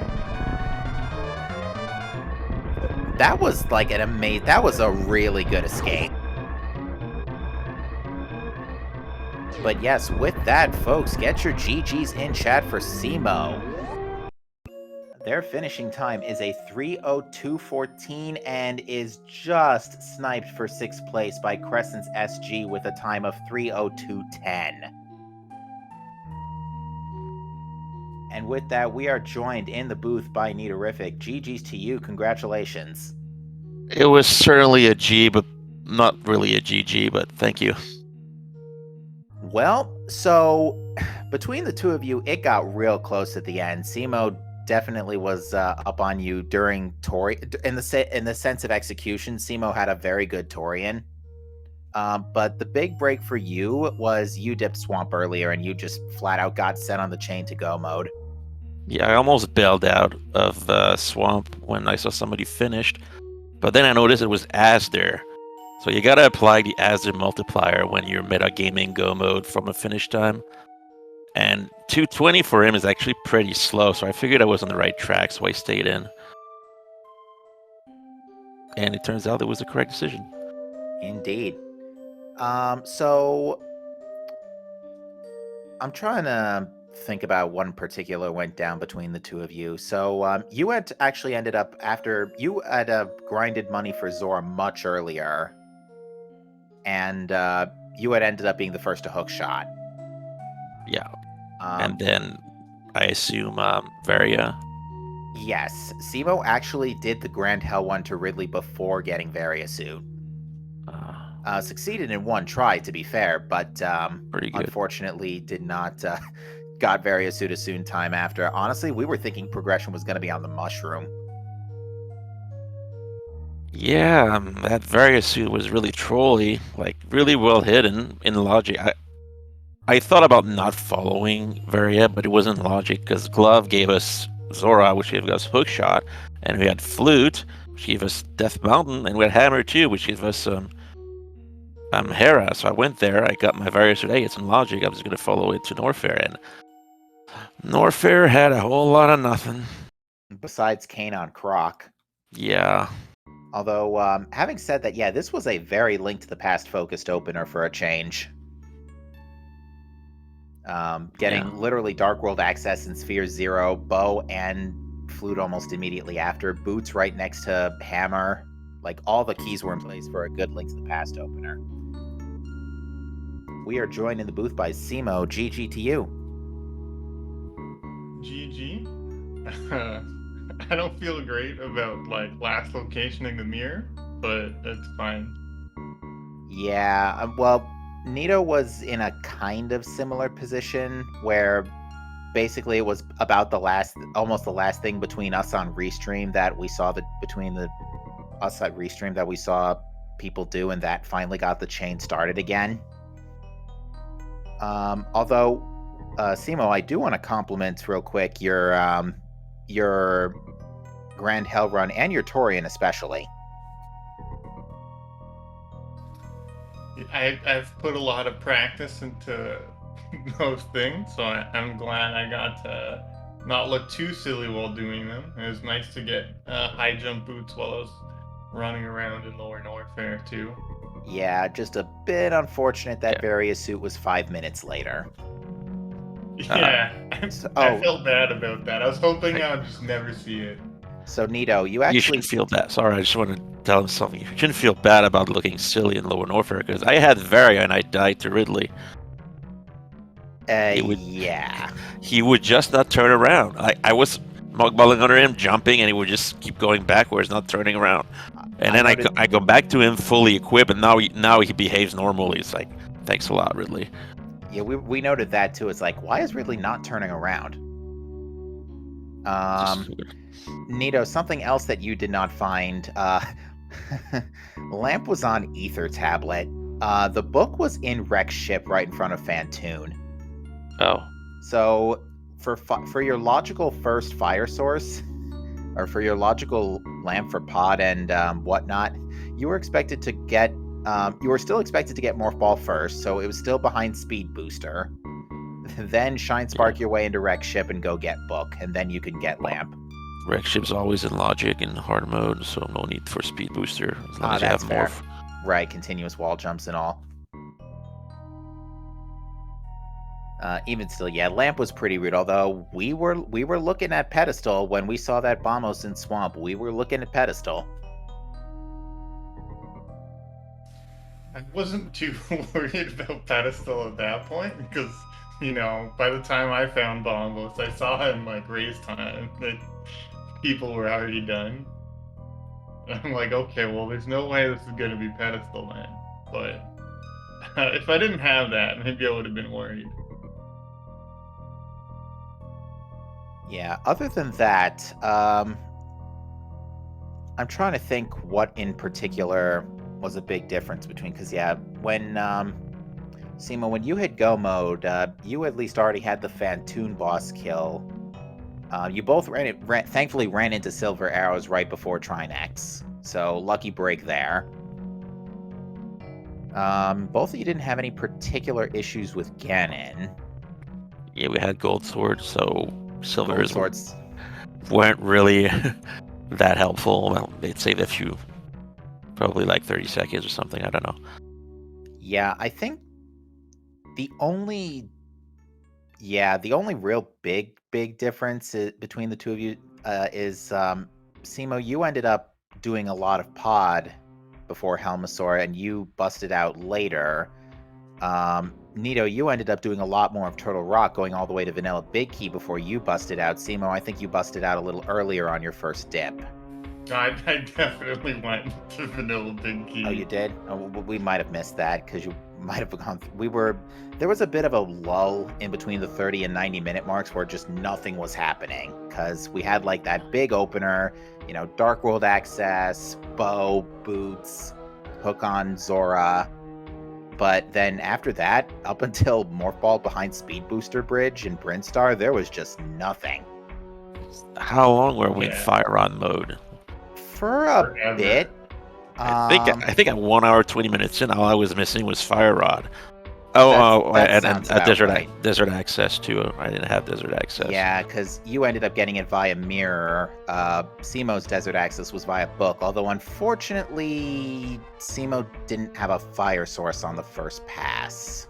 Yeah, I got all the way to the boss door, and I went to menu to like land for Fire Rod, and I felt pretty bad. Yeah, we felt that in chat, believe me. I came back later when I needed some time to think, and I was like, well, I may as well go kill the boss. But obviously it would have been better to do it with the mirror, but I didn't know I'd be finding the mirror. I was hoping to find the Fire Rod. Something, Simo, that actually did allow you to catch up to Nito is when you picked up mirror, you were a lot faster getting into Swamp Palace. Because Nito did a few other things, like checking the mushroom and whatnot before Swamp. Okay. Like other mirror checks. And I did all the mirror checks. Yeah. Mirror checks. I did Cave 45, and I did Checkerboard Cave. I didn't want to go back to Graveyard Ledge because it was gonna be a while. Nobody wants to go back to Graveyard Ledge. Yeah, we didn't end up. The only major between the two of you we didn't end up finding was Screw Attack. That's about it. Shoutouts to being like well armed before even finding Speed Booster. Yeah, Charge Wave Plasma then. Cool. Yeah, literally Charge Wave Plasma in the first 20 minutes. Yeah, that was pretty convenient. I feel like Ice wasn't like that long after, at least for me. What was Ice? I spent a lot of it with the full beam. Oh, Watering Hole, right? Yeah, Ice was Watering Hole, yeah. It's the only thing I wasn't in freaking Meridia, too. Yeah, Simo went to Meridia a lot earlier than you did. Simo went to Meridia first and then did the Grand Hell Run to Lower North Air. I wanted something behind Various so bad, like, I don't know, like Fire Rod at Mickey Mouse. That would have been hell for Hell Runners. Yeah, this was a really interesting seed, just because it put a lot more in A Link to the Past than usual. I mean, I got everything on my Hell Run, but I had a lot of help and stuff. Yeah, you had, I think it was 10 or 11 energy tanks, 1 reserve, and 40 power bombs. So yeah, you had those 3 crystal flashes, which you definitely put to full use, to your credit. Yeah, I spent a little bit of time farming on the metal pirates just to have like a comfortable amount of supers and stuff. Which I think is probably, if you have like speed or like the full beam, it's probably the best way to farm without grapple.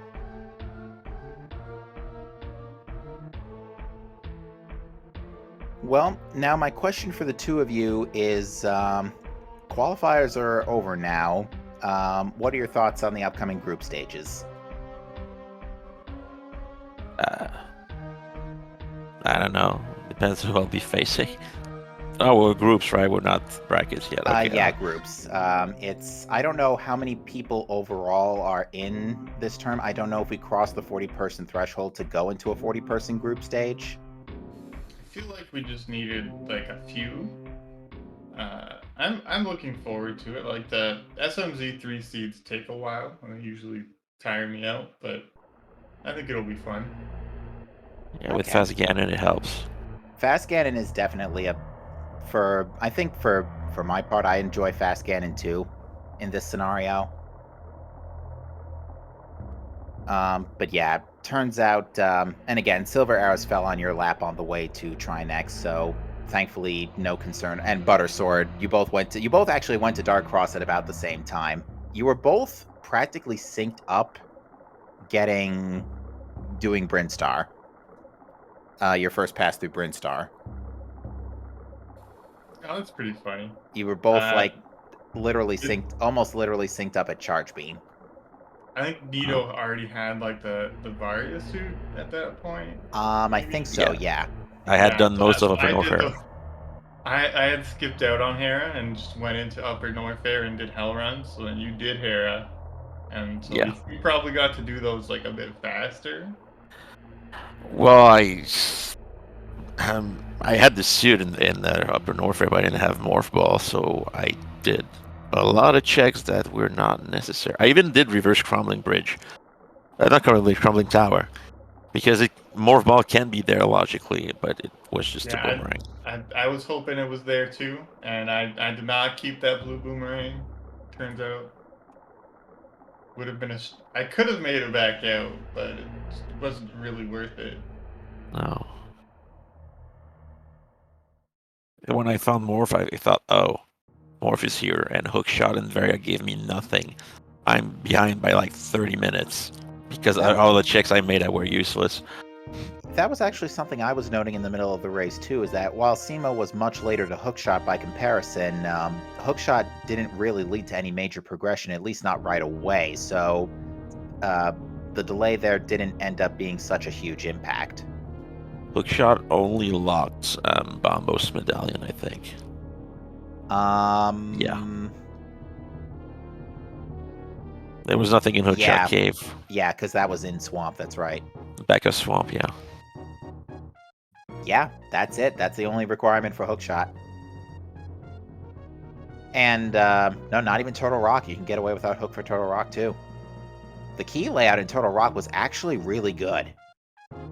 Because it had, like, Big Key and Small Key and Crystal Roller. But unfortunately, you both dipped it before Fire Rod. I mean, it could have been there. Fire Rod. Oh, absolutely. Yeah, maybe I should have done King's Tomb before I did that, but like it was kind of an isolated check, and I wasn't really thinking about it. Normally, I would try to like route it in with Graveyard Ledge, and then I just had like 100 one-off checks to do, looking for some kind of progression, and it felt really bad.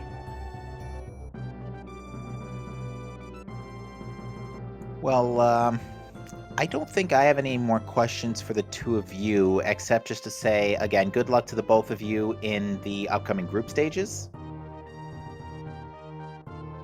And may the generation order be ever in your favor.